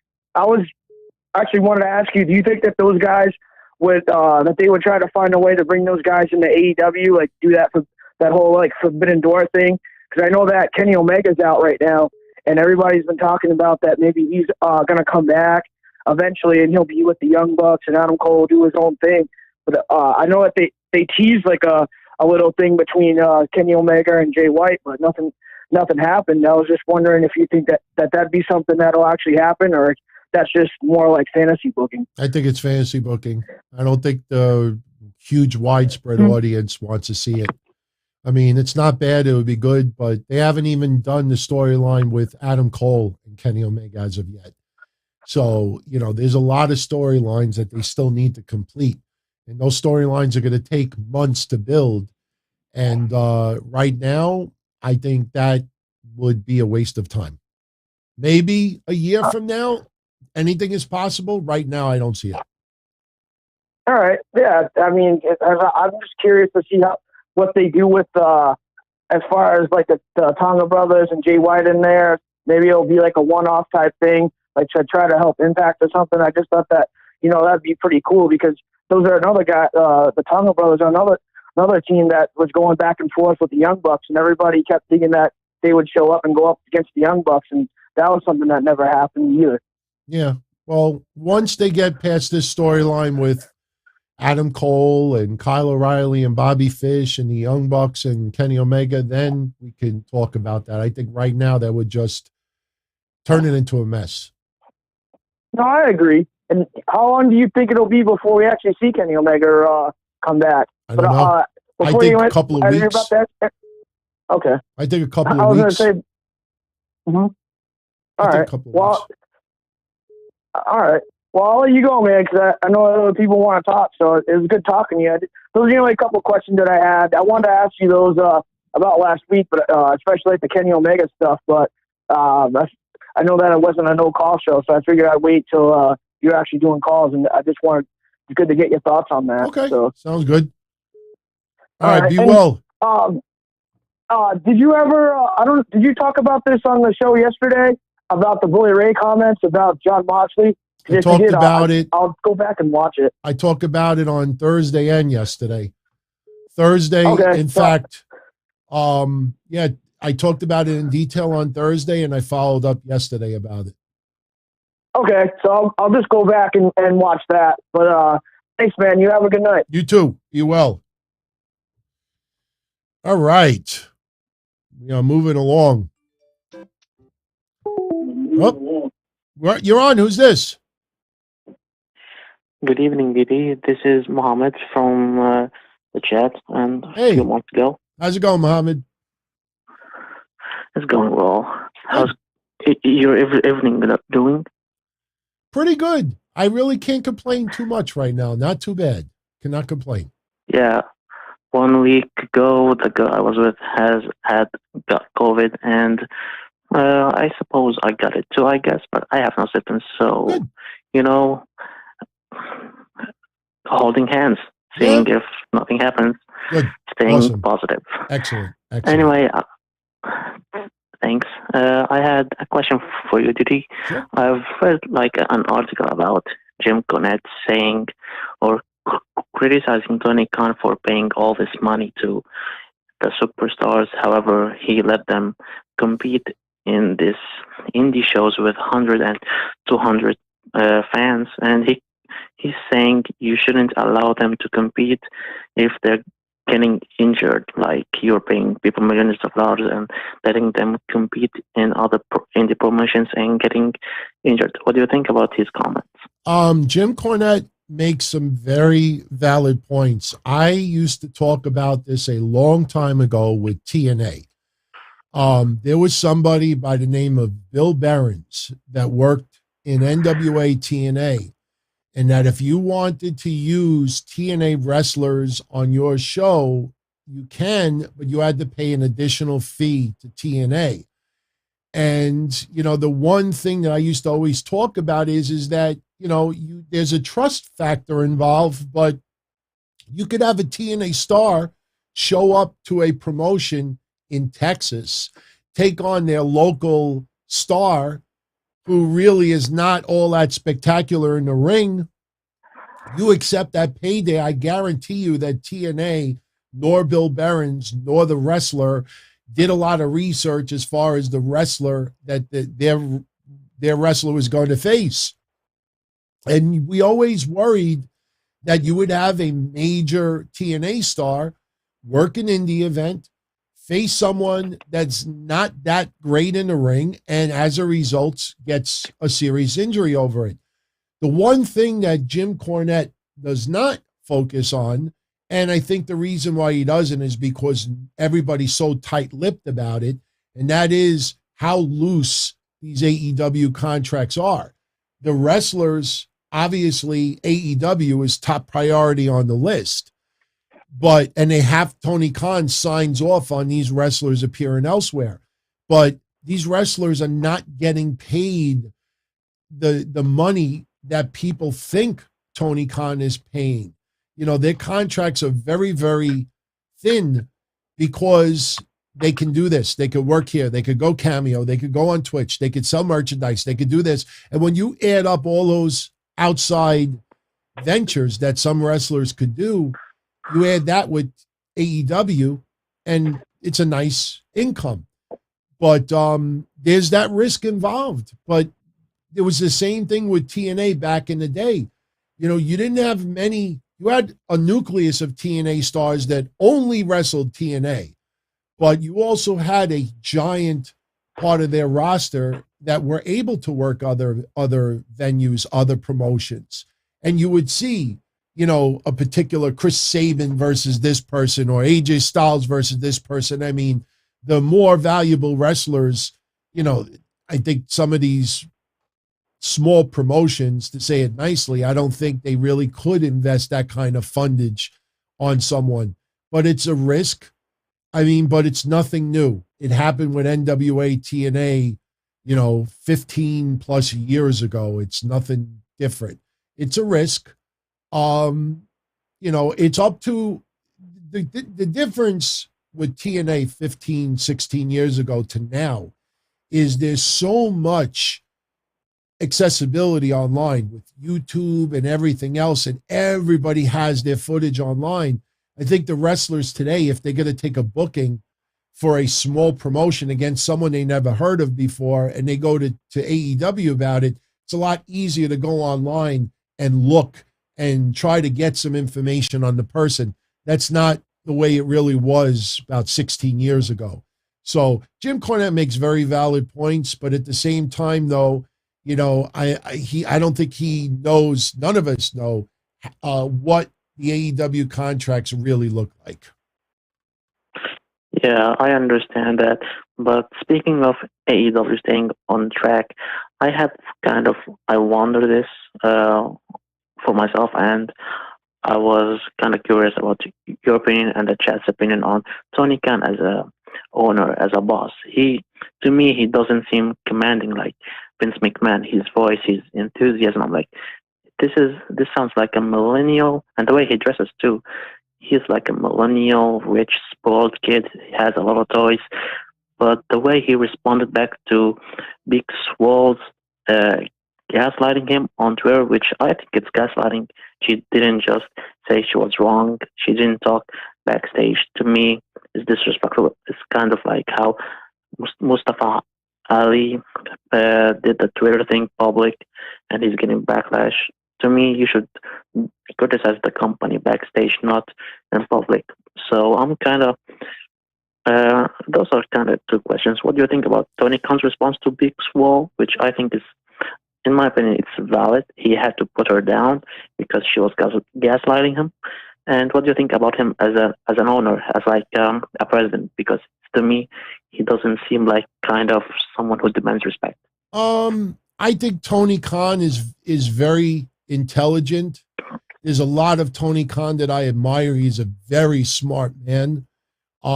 He knows every little aspect of AEW, of what's going on.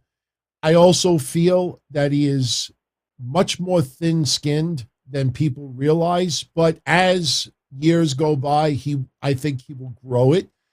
Another thing about Tony Khan is I said 3+ years ago that AEW is going to be the first millennial promotion. And that promotion is filled with millennials. I mean, you could see it, you could feel it, you could taste it, you could smell it. I think Tony Khan, a lot of wrestlers realize you're not going to break the bank in Impact Wrestling. You're not going to break the bank in NWA. You're not going to break the bank in GCW. You sure are not going to break the bank in MLW. So if you are not somebody who is on WWE's radar, there aren't many options out there where you could not only get some decent money, but exposure and notoriety and a little bit of, name value. AEW is really the only one right now.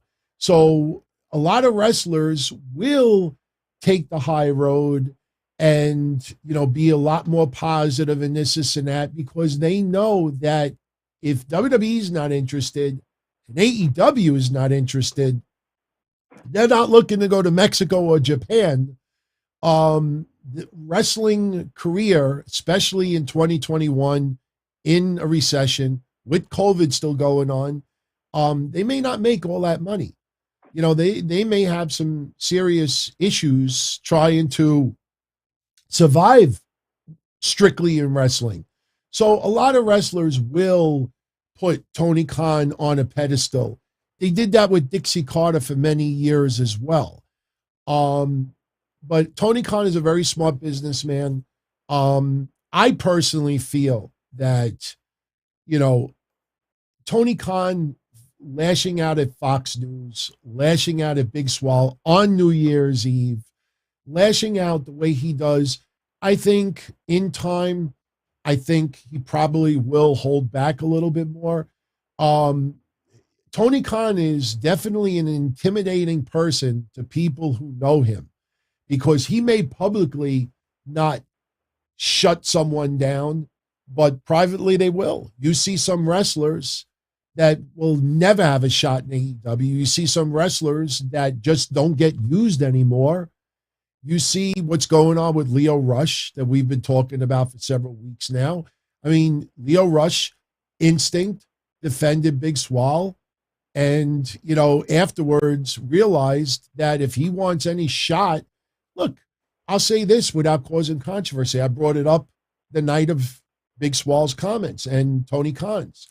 3 wrestling news websites with blue check marks in similar words said that what Big Swall said is something that is ongoing behind the scenes of AEW, but they're working on it.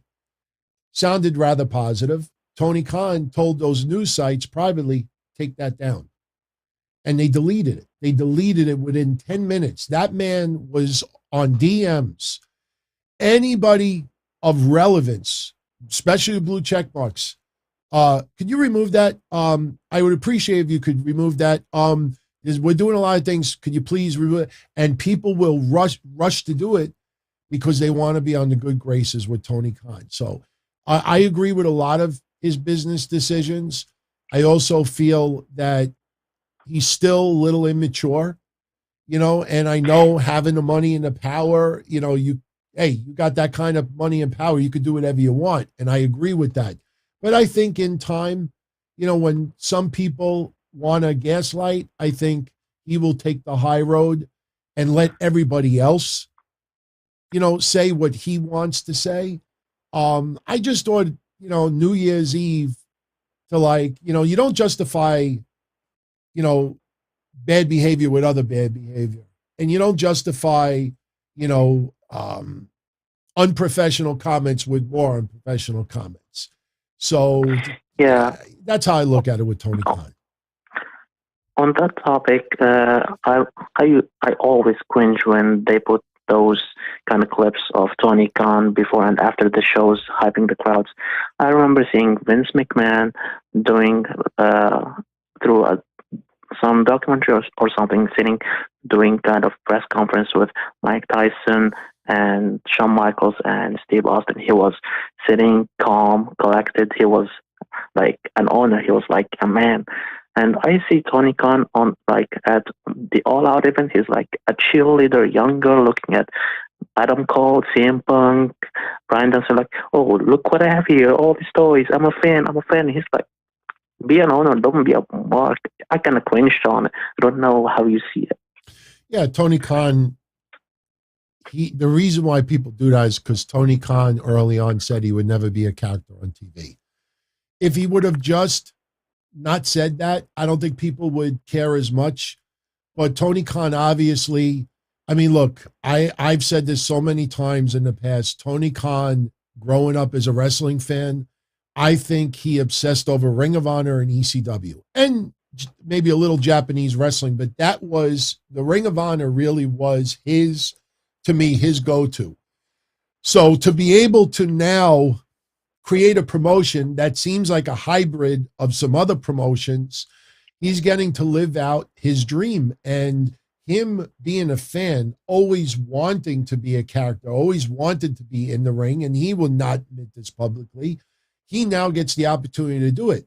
So the minute the cameras go off the air or before they go on the air, his ass is in the ring, on the mic, cutting promos, the infamous episode of Dark where he's telling people, that's Tony Khan, acting out, being the Tony Khan that he wants to be. Eventually he will be. I've said it since day one. Tony Khan will end up being a character on TV. Just like when I said back in the day that Dixie Carter will end up being a character on TV. It's going to happen. It's definitely going to happen.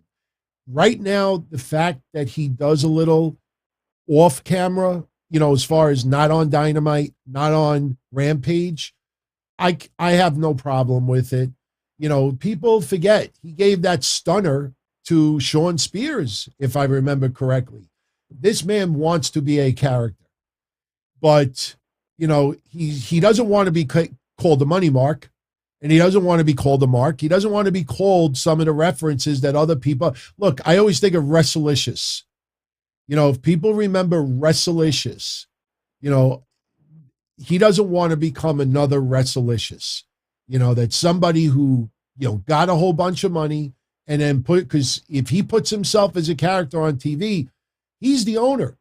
He could put himself in the highest position of power, but he doesn't want to make the mistakes that other people have as well. So, take it for what it is, but he will be an on-air character. It's just a matter of time. All right, DT, I'll trust in what the Podfather says, and I just saw someone saying it's a long call, so I just gonna hang up and say have a good night. You too. Be well. It's 15 to 4 a.m., so I'm gonna go to bed. Have fun, guys. Much love. Thank Take you. care.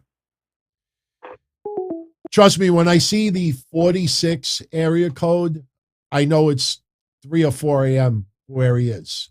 Muhammad calls in at almost 4 a.m. to talk to me. He could stay on for a few extra minutes. So fact, what I will do is, I know we were going to end the show at 90 minutes. I'll stay on for another 20 minutes.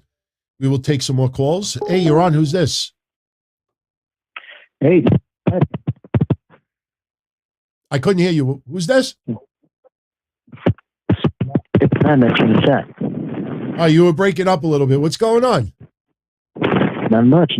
Just wanted to say I've been listening to you since 2007. Nice. And also just wanted to ask a simple question. Sure. Obviously, you've talked about the Uncaged series in the past, the WWE music releases. Which one, in your opinion, was the strongest release? And which one, in your opinion, was the weakest release? Wait a second. I got to put the volume up a little bit because I really couldn't hear you. Hold on. Let me, because I know the calls earlier were a little bit loud. Say that again. Hold on. Let me switch the headphones. No, you're good. You're good. I pushed my volume. I can hear you now. Okay, here we go. Yeah, you're good. Much better. You're good. All right. What was that? Yeah. So my question was, if you haven't heard, which Uncaged series that WWE has released over the last couple of years, which one was the strongest release and which one was the weakest release? Uncaged? Yes. Boy, I gotta refresh my memory for 7 years worth of shows. Let me pull up the list and I'll tell you right off the bat because I know it's gonna happen. I'm gonna leave some out and then after the show is over, I'm gonna regret some of my answers. So let me pull this up. Wow. There was 15 freaking albums.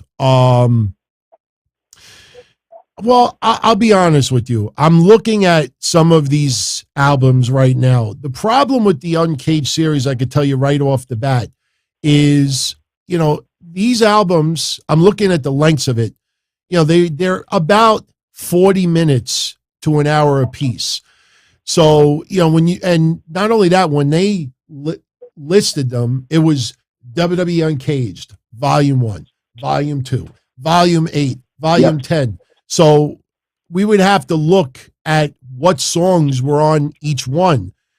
Because, like the first one, Uncaged, I will tell you right now, the one that came out in 2016, December, I think this is Uncaged and might be Volume 1. Yes. The reason why that will always be my all-time favorite is for one song. It's for one song. Can you guess which song it is? Chris Jericho's. You know what? I will do it on the next Thursday show. I will do it. I used to have, I know a lot of you have seen it, and I'll be quick with this. Back in 2002, I had a wrestling theme music station online called Tombstone Radio. I played wrestling theme music online 24 hours a day, 7 days a week, 365 days a year. WWE gave me permission to stream their music. And my favorite Chris Jericho theme in WWE of all time is the first version.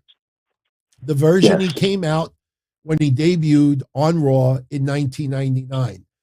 And when I did my theme music station, the only version that I ever had was someone who tried to edit out the crowd noise, that tried to edit out Jerry Lawler going, what? And I'm just remember clear as day.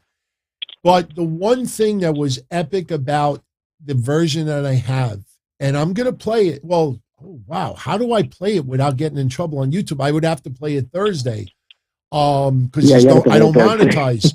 But when he first, I could play probably like 10 seconds, but when he first comes out and if you listen to it without looking at it, you hear this crowd eruption.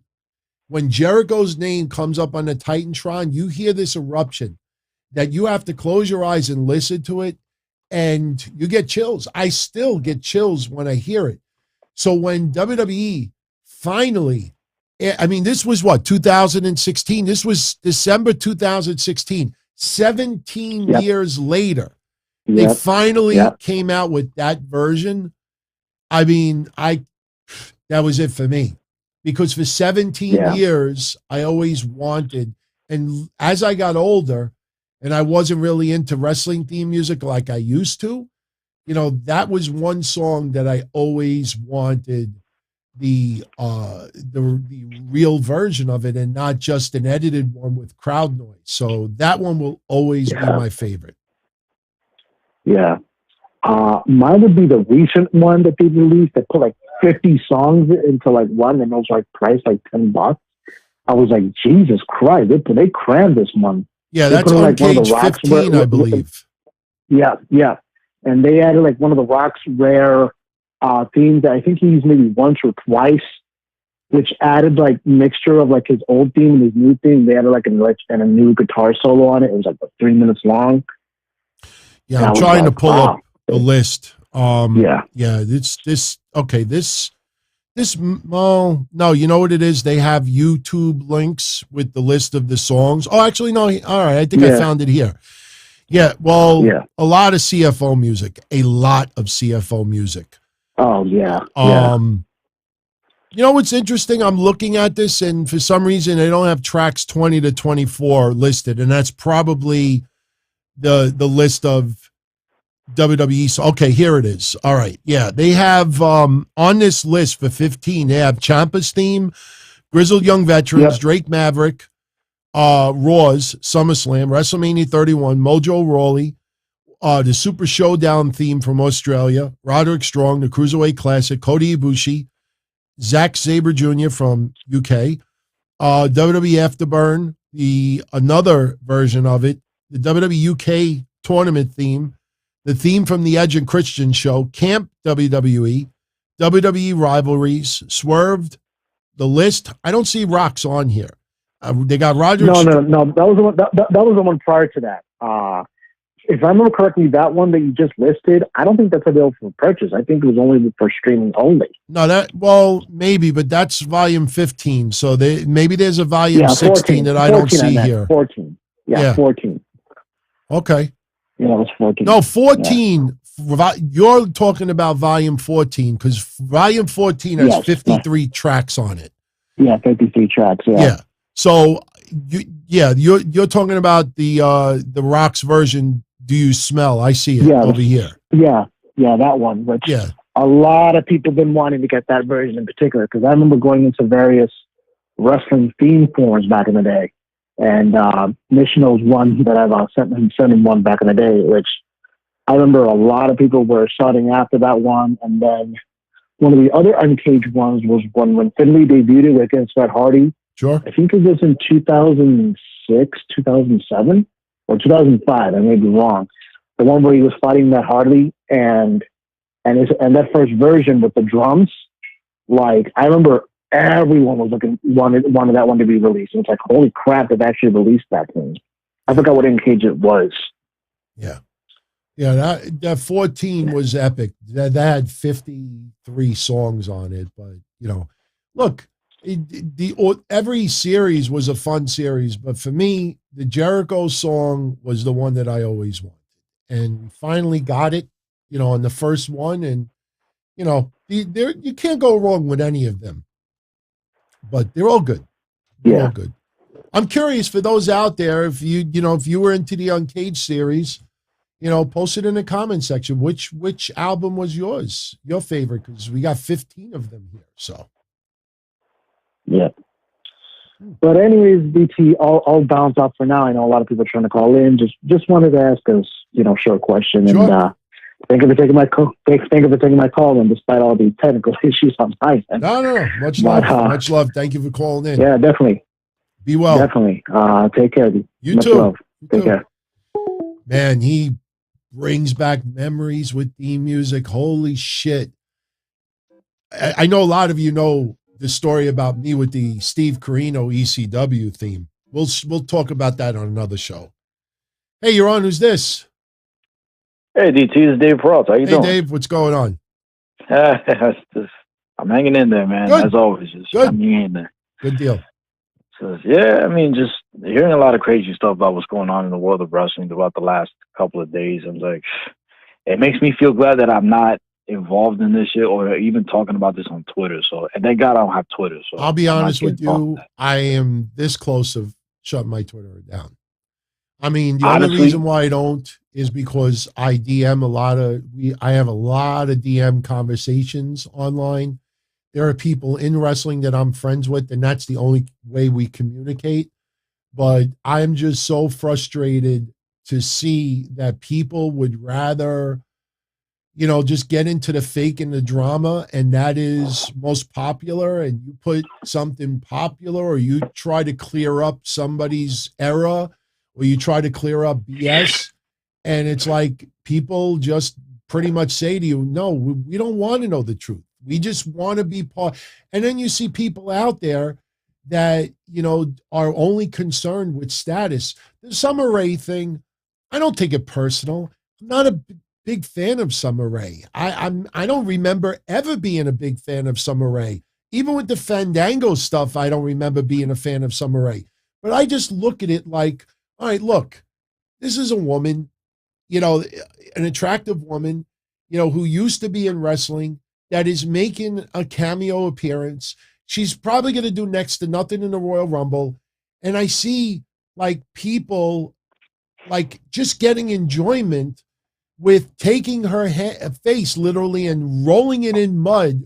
You're not a fucking legend. You're not a legend. You're not a legend. You're not a legend. You're not a legend. And then you get the real twisted people that try to like masquerade it with comedy. And it's like, what happened to, back, and this is not too long ago, that, if you're not an asshole, you know what I mean? Like, Twitter is not supposed to be the place where we could release and all be assholes. Twitter, I mean, there's no justification for it.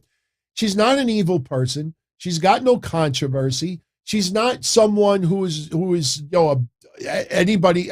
I don't hear anybody calling her a giant Trump supporter. Like, she's got no baggage. She's not a train wreck. It's like, why did people obsess so much because WWE used the label that they always use? And that really just showed me a lot, that I'm watching grown adults getting enjoyment, just like rubbing it in her face that she's not a legend. I'm like, what did you accomplish by doing that? 50 likes? That makes you feel better? No wonder why most of these people that were doing that are not involved in a relationship. Because all I know is that if I was dating someone and I'm older than 16 years old and I'm watching my significant other getting enjoyment, putting down someone it's really not her fault.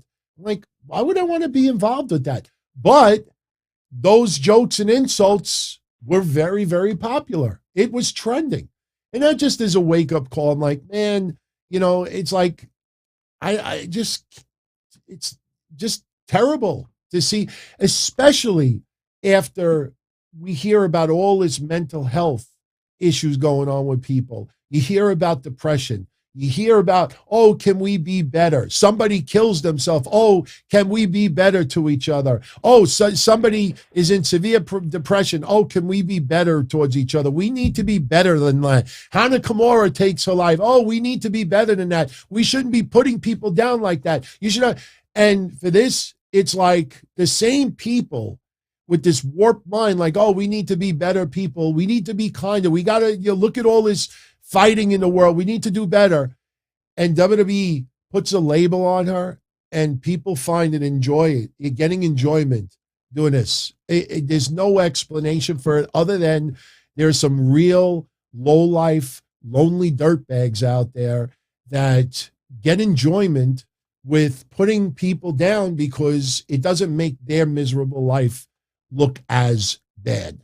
There's no excuse for it. Because me, just as a guy, I know this sounds, heterosexual because I am a heterosexual, but for me as a guy, I don't have it in me, to anymore to like really like take someone, especially a female, and throw them in the mud and just smear it in there, just so people could like, oh, you're a funny guy. It's terrible. It's terrible. Not bad. I mean, Everything you said, you were on point with that. I mean, the one thing I feel embarrassed about, like if you notice the demographic of people who talk a lot of crap on social media, especially about what's been going on, how old are they? Like Single, basically, they're in the same age as me. Single between the ages of 20 and 60. Oh my God. And I'm like, my God, like mostly 35 to 60. I mean, okay, that is the case. But like the thing is, it's just embarrassing that a lot of people around my age or a little over or older than that talk like that and they still don't have a social life. Like it just tells you what social media does to people in general. Like they like to pump up their ego. They want to enhance themselves by saying, "Oh, I'm going to talk crap about this person because it's going to make me feel relevant. It's going to make me popular." For what? For what? I mean, look what this person got to accomplish. Yeah, Summer Rae. Okay, she wasn't much of a wrestler, but at least she got to do something on TV. Like, what did you get to do? Followers. Exactly. She's got 1 million followers. I mean, it's not like, and look, if she started parading around herself calling her that, it's different. But, look, I haven't used the H word in a very long time. People got sick of it. That's why I stopped it. But I've been saying for over a decade that Twitter is like heroin for some people. They need that reminder that they matter. And how they feel that they are still popular or they matter or they are relevant is by trying to get people to like anything they say. Oh, I feel irrelevant. Let me just post online some superhero feat that I did today or some this or some that. And everybody's like, oh, thinking about you. Oh, this, and that. And 9 times out of 10, it's not true. Because people just do that when they need that pick-me-up. Oh, I'll just say I rescued a lady out of a burning building today. Or my aunt died for the 17th time. Or, oh, this, it's all about, look at me, look at me, look at me, look at me. And when there's nothing else going on to look at them, then you get what we got yesterday with the Summer Rae stuff. But this is what it is. This has been over a decade building. I don't recall this ever in MySpace. That's the weird thing about it. I remember MySpace, and MySpace was nothing like this. It was very public at the time. Yeah, Facebook a little bit. I think it started on Facebook, and I think it just blew up on Twitter. Because again, Twitter is not supposed to be a place to be an asshole. It's like, and like I said, the people that were, look, if people were saying, look, she's not a legend, okay, that's fine. People had to take it to another level. And it's like, either you're an asshole or you're a nice person and you just use Twitter just, for a release to be funny that, I'm just joking around. Oh, so you're just joking about being an asshole. It's like, I just personally feel, you want to release from everyday problems. You listen to music, you watch sports, you play video games, you chat with your friends, you tune into podcasts, whatever. If you want to release from everyday, I don't know, there's no justification to go online anywhere to be an asshole. Being an asshole, that's just a release. I'm just letting out stress. Oh, putting someone down and hurting their feelings and making sure that they know that you put them down? Nah, man. No. It's just people need attention, as Kenny is saying in the chat. And the worst thing about it is so freaking addictive. That's why when you go against it, almost nobody responds. Because people look at their own social media page and are like, yeah, I'm kind of guilty of that as well. I'm going to look like a hypocrite if I agree with this. So most people just ignore it and look away from it. And to me, it's terrible. But it's not just wrestling. It's just across the board. Do you know why? Because they don't want to admit that they're wrong. That's the big thing. Yeah. They hate to admit that they're wrong. That's their weakness. That they want to pretend that they're smart and they're relevant. And every time that somebody has knowledge and has the guts to say what they feel to counter it, they want to prove them wrong. They're like, okay, fine, you're right, whatever. They don't want to prove that. They don't want to admit that. At the end of the day, you may get 100 likes on Twitter, but that's not going to pay your bills. It's not going to get you laid. It's not going to get you married. It's not going to get you a job. It's not going to get you, any type of status other than when you go online and the first thing you do is to see how many likes did I get for my catchy little tweet from yesterday. At the end of the day, what does it really do? What does it really do? That's why at the end of the day, when you realize, and look, when I made the remark on Friday that, you got all these, almost everybody that was doing that have no relationship at all, no husband, boyfriend, wife, girlfriend, none. And, Summer Rae jumped on that, not because of me, but Summer Rae jumped on it, and she's like, wow, look at all these middle-aged, lonely people that have nothing better to do but put me down. And sure enough, who fights back at her? Middle-aged. But you know why they were fighting back? Not because they're passionate about their argument, because they wanted Summer Rae to notice them. Exactly.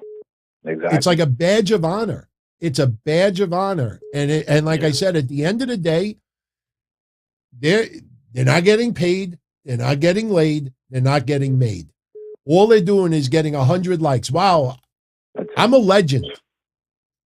A legend of what? Legend of being a coward. That's pretty much it. That's how I see it. That's what I like to say about Twitter. I'm not just Twitter. Well, social media. That people who don't have the guts to show their real face, that what you said, DT, if they're not showing their real faces on social media and they're just showing a fake photo of a cartoon character or a past photo of themselves when they were younger, then they are the biggest They're the most insecure.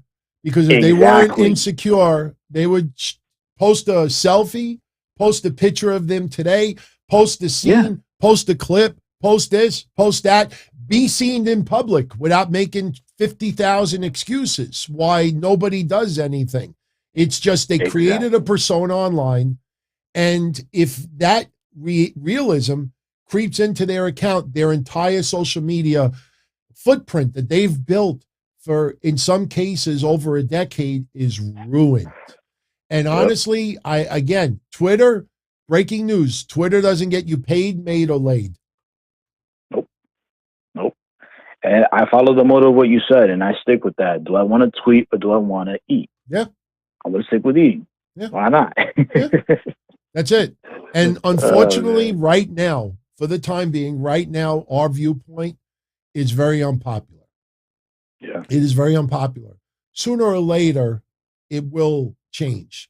And when it changes, you're going to see some very exposed people out there that, unfortunately, they're going to be,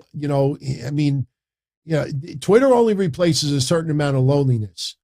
But once that becomes the unpopular thing, or some people now who are in their 30s now approach their 40s and 50s, and those in their 50s now approach their 60s and 70s, how are they going to feel when people that right now that are in their teens or preteens are now in their 20s, and you for 20, 30 years have been doing this on Twitter, and now you're 50, 60, 70 years old, and you get this new crop of people out there like, shut up, old man.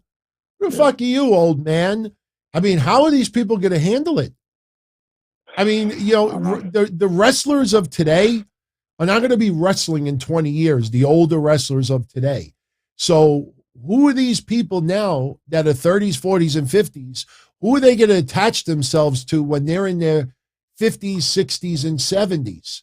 So it's going to take time, but there's going to come to a point where the people of today that are too young to realize it, when they get older and they don't tolerate the shit that's happening now, and then those people get shot down because they're now 50, 60, and 70, and they have nobody but the complaining that they do online, then they will realize, truthfully, man, I fucked myself for, thinking that social media was, the be all end all for status. Outside of a computer, they're nothing. That's why when Twitter goes down for 5 minutes, anybody having a problem with Twitter? Anybody having a problem with Facebook? I can't log online. Oh my God, I can't log online. What the hell's going on? What is this? Because this is all they got. For a lot of people, that's all they got. I'm as yet. Everything you said out, spot on. Yeah. Spot on. Very spot on. People will remember this. It's tough medicine. And look, 15 years ago, I was much different than I am now. 15 years ago, I absolutely was guilty of a lot of things that I'm saying now.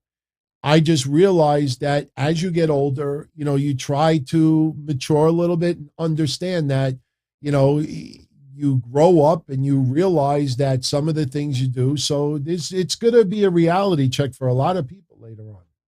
Oh, it's going to happen. It will happen. It'll happen. So before I go, I want to ask you at least two questions. One, are you going to the big event this year? Because that baseball player you was telling about that you love very much, Reggie Jackson, right? He's going to be there.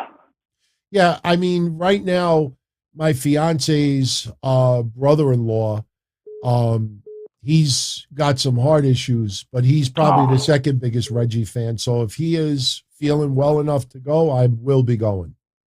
Okay. Yeah, because I'm going to be going to it. Hopefully I get to see you there this time. Yeah. I mean, I definitely plan on going. All right. And second question, and I forgot to ask this one on Breakfast Soup on the Patreon. So last Monday was the 30th anniversary of the film Juice. And did you get a chance to watch it? And if so, what did you think of it? Never watched the movie Juice. Was that the drug movie? Yeah, it was with Tupac Shakur, Omar Epps. I never, look, I'm going to be straight up honest with you and everybody out there. I was never a fan of Tupac when he was alive. I was always into, in the 80s, for me, it was Beastie Boys, Run DMC, Houdini, Third Base, groups Eric like B. that. Rakim. Eric B. and Rakim, Dougie Fresh and the Get Fresh Slick crew. When it started turning to like NWA and Tupac and even Snoop Dogg to a certain extent. I like songs like Gin and Juice and stuff like that. But when it came to like gangster rap, I just could not get into it. Look, part of it is because, look, I'm an Italian white guy. I brought this up before. Do you know how ridiculous we would look when we would be at our park in the summertime and you're reciting lyrics from Public Enemy? Public Enemy was the turning point for me. Public Enemy was the group that was in the middle between growing up, being into rap music, more of the hip, the hop, the hip hop. You don't stop rocking to the bang to the boogie. Curtis Blow. Curtis Blow, or going into gangster rap. So when we would get into, I brought this up before, my Lincoln, I had Don't Believe the Hype pinstripe to the back of my car. That was from Public Enemy. Nice. But when we started reciting some of the lyrics of Public Enemy, and then you understand about, the racial element of it and what they were fighting for, it came across a little bit awkward for us because it's like, they're fighting for a cause and you believe in the cause, but when you have a whole bunch of Italian white guys reciting it because they just like the beat, it just was, it was just a little weird. Then you got into the real gangster rap. The Gangsta Bitch is one of my favorite songs of all time, but I was never into gangster rap.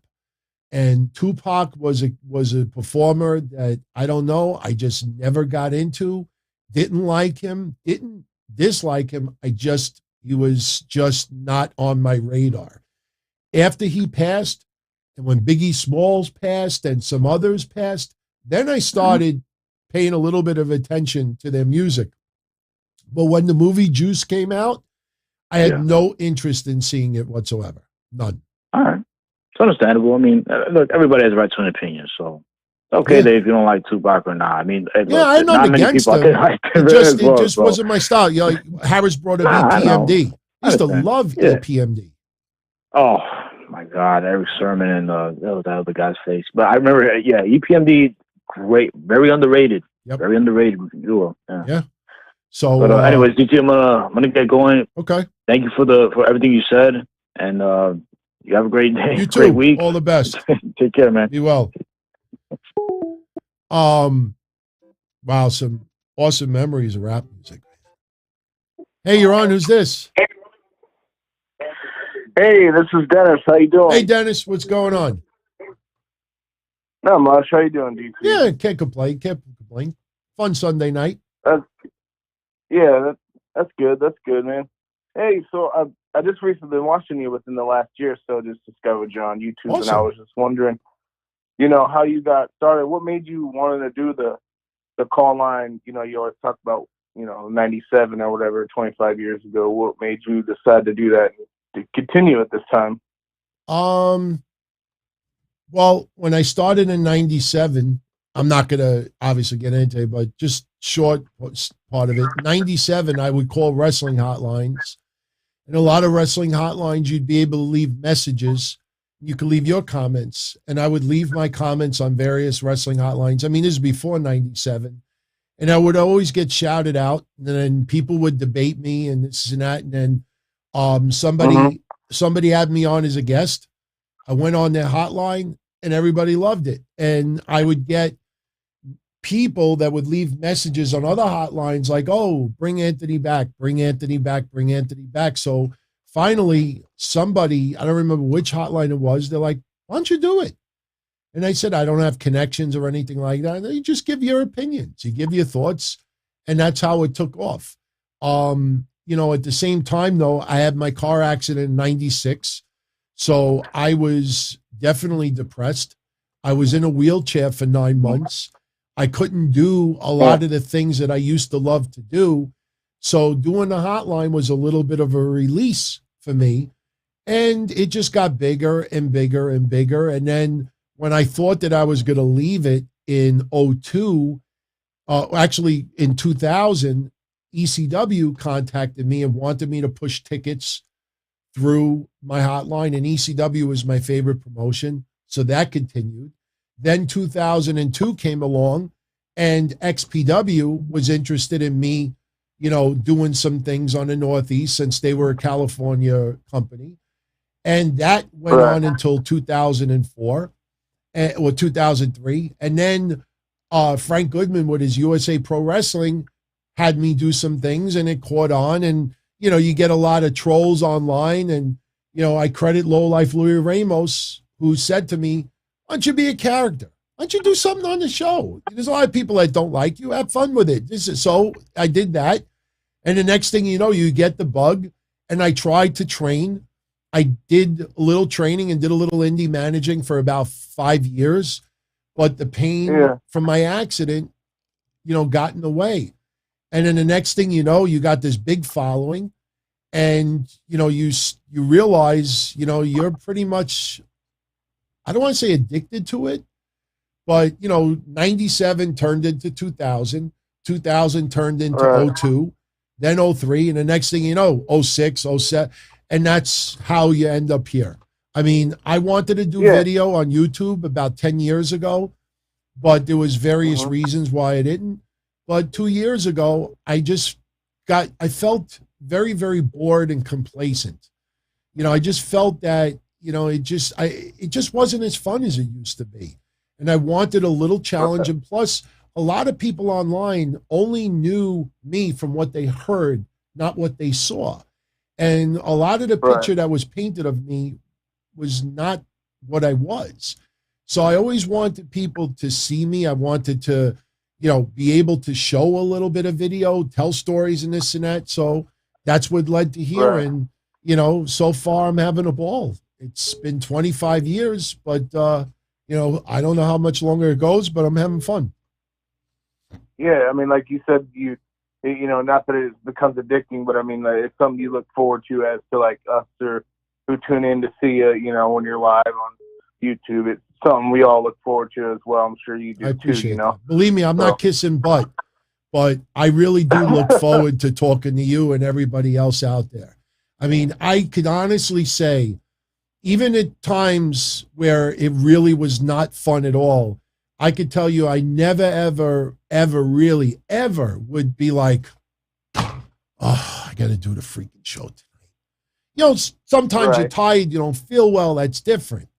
But I just feel that's that, with anything. yeah, if you take the time to tune in or call in, you know, I feel like I owe it to you to put in some effort, you know, and that's why I try not even to take days off unless I really need, you know, some personal time, you know, with my significant other, but still fun.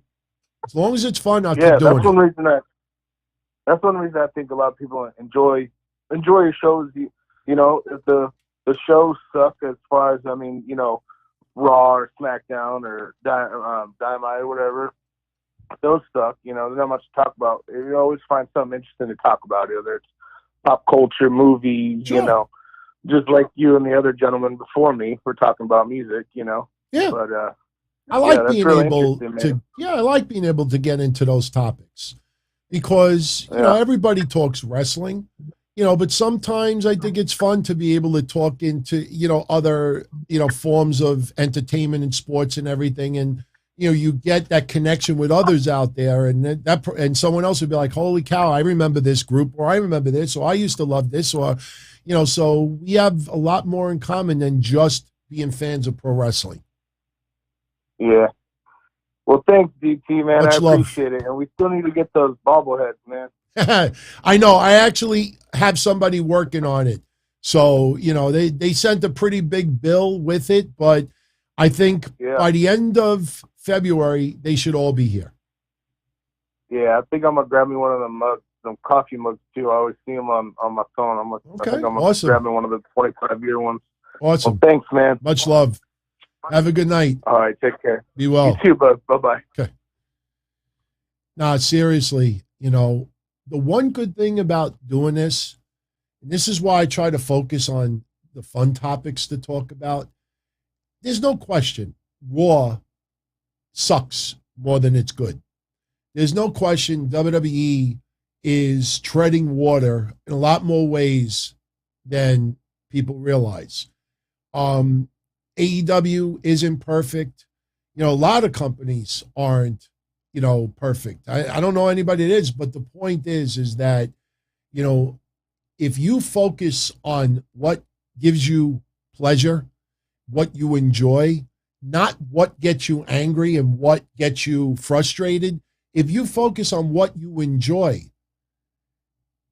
that never goes away. You focus on what's frustrating, it's hard to wake up and look forward to, oh, I can't wait to complain about this today. I can't wait to rip this today. I can't wait to put this down today. You know, after a while, you know, if you're that miserable, you know, like, who wants to survive just being miserable every day? You know, I kind of like go to sleep. Oh, how was the show? Oh, we had a fun conversation. We were laughing about this. We talked about this. We brought up this. We talked about music. Oh my God, I haven't thought about this. And it's, you know, it's nice to talk about things that uplift you, to make you feel good, to put a smile, to laugh on your face. You know, right now, the in thing to do is to complain and put things down. And you see some people out there that have to have things go negative. God forbid, NXT 2.0. I brought up 40 wrestlers yesterday. 40 that we can honestly say, of the 42 that I brought up, we can honestly say about 36 of them, their stock has gone up in the last four months. You take 36 wrestlers that are in school technically right now, and 2-3 years from now, you get even 10 of them that could be semi-main event. You're telling me that's a failure? You're trying to convince me that 40 people that we brought up is not, that's a disappointment? I mean, so people just, they go on that hill and they're going to die on that hill. So right now, you know, it's fine. But sooner or later, when you always have fun and you focus on having fun, that never goes away. You may bring up other things that you have fun with, but to me, I like to laugh. I don't go, we have comedy clubs. I don't know any complaining clubs. Hey, what are you doing tonight? Hey, you want to go to the comedy club? No. I'm going to go to the bitch club out there. John Smith is going to be on stage. He's going to complain about how the world sucks right now and we're going to die. Dennis Slusher II. Oh, much love, my friend. I appreciate the super chat. You didn't have to do that, but thank you. I appreciate that. I mean, I know it sounds goody-goody. Trust me, there's a lot of that life sucks. But I don't want to be, I'm not stupid. I'm now in my 50s. It's depressing. It's very depressing. I am not happy that, I could just not wake up tomorrow. And it's not fun to every day think in the back of your mind that the next call you get from your parents' house, there might be some very, very devastating news on the other hand. You get older, that shit gets to you. And it wanes on me. And the last thing I want to do getting older is to reflect someone that's just turning into a miserable old man. So sure, maybe the laughter and the fun masquerades the tears and the downness and depression and the sadness. But how many times you read online, hey, I'm having a bad day. I'd appreciate anything that could uplift me. You always see that, but people, look, I'm having a really, really tough mental health day. Appreciate any support. What do people do? They tell you things that's supposed to make you feel better. They don't say to you, the fucking COVID numbers are 10 times higher. Did you hear about the new variant that's coming out that's killing everybody? Did you hear 2 blocks from your house there's a big race riot? Did you hear that cop? No, people want to hear good things and be uplifted. So Fly, I forgot your super chat. Let me go check it out. I try not to forget about nothing. What did SoFly say earlier? He knows it's early. And am I doing a prediction show? But who is the Royal Rumble favorite and the Dark Horse favorite? My Royal Rumble favorites are still the same. And I don't think it's going to change. I really believe Big E wins the men's Royal Rumble. And as of right now, I feel Bianca Belair wins the women's Royal Rumble. Dark Horse, Bayley, if she were to return. Sasha Banks is injured, but I don't think Bayley would take on Charlotte at WrestleMania. I don't think Asuka would take on Charlotte at WrestleMania. Ronda Rousey is very, very intriguing to me because if Ronda Rousey was interested in returning, just think about Ronda Rousey and Brock Lesnar leading SmackDown. I mean, you got Charlotte and others. I mean, that is, how do you compete with that? So my dark horse would be Ronda Rousey if she were to appear. But for me right now, Bianca Belair, she is either going to win the Rumble or she's going to win a high-profile match in Saudi Arabia. She is winning one of the two. So if she does not win the Royal Rumble, I don't think anybody should be worried or anybody who's a Bianca Belair fan should be frustrated. She is winning either the Rumble or a very important match in Saudi Arabia. Big E, I feel as well. Big E, they could possibly stall it for 6 months. Just because they did the audible and went to Brock Lesnar, take note. Brock Lesnar, I think, is going to drop that title. He ain't dropping it to Big E. So it's not like, we changed plans. We're going to give it to Brock Lesnar just for the time being, but then we're going to take it off to Brock Lesnar and give it back to you. No, if they give it back, they're probably going to give it to Bobby Lashley. So that's who I'm going with right now. Shout out to Nero Faye, who's tuning in all the way from Israel right now. And nice to hear the good news. You know, him and a lot of people in Israel as well as Palestine trying to spread peace. That is a very, very important and very, very real issue. You know, I always think, like, no matter what tensions there are in my neck of the woods, I always think about what must have gone on in Israel and Palestine for years and years and years. And I say, okay, what's going on over here is a cakewalk compared to over there. So, yeah, Near going through chemo for Hodgkin's lymphoma, and I've heard nothing but good news. So, awesome, awesome. Benjamin, Ronda Rousey claiming to hate wrestling. I think she's frustrated with some of the business side of it, social media, you know, but at the end of the day, she loves wrestling. And if she's getting paid a nice amount of money, I think Ronda Rousey would absolutely come back. Absolutely. WWE has held out the welcome mat for her big time. Near with the super chat, will I do a show with Jason Solomonster? If Jason says yes. Talked about it the other day. I was asking everybody on Thursday, who do you want to see me do a little collaboration with next? Jason was number one on that list.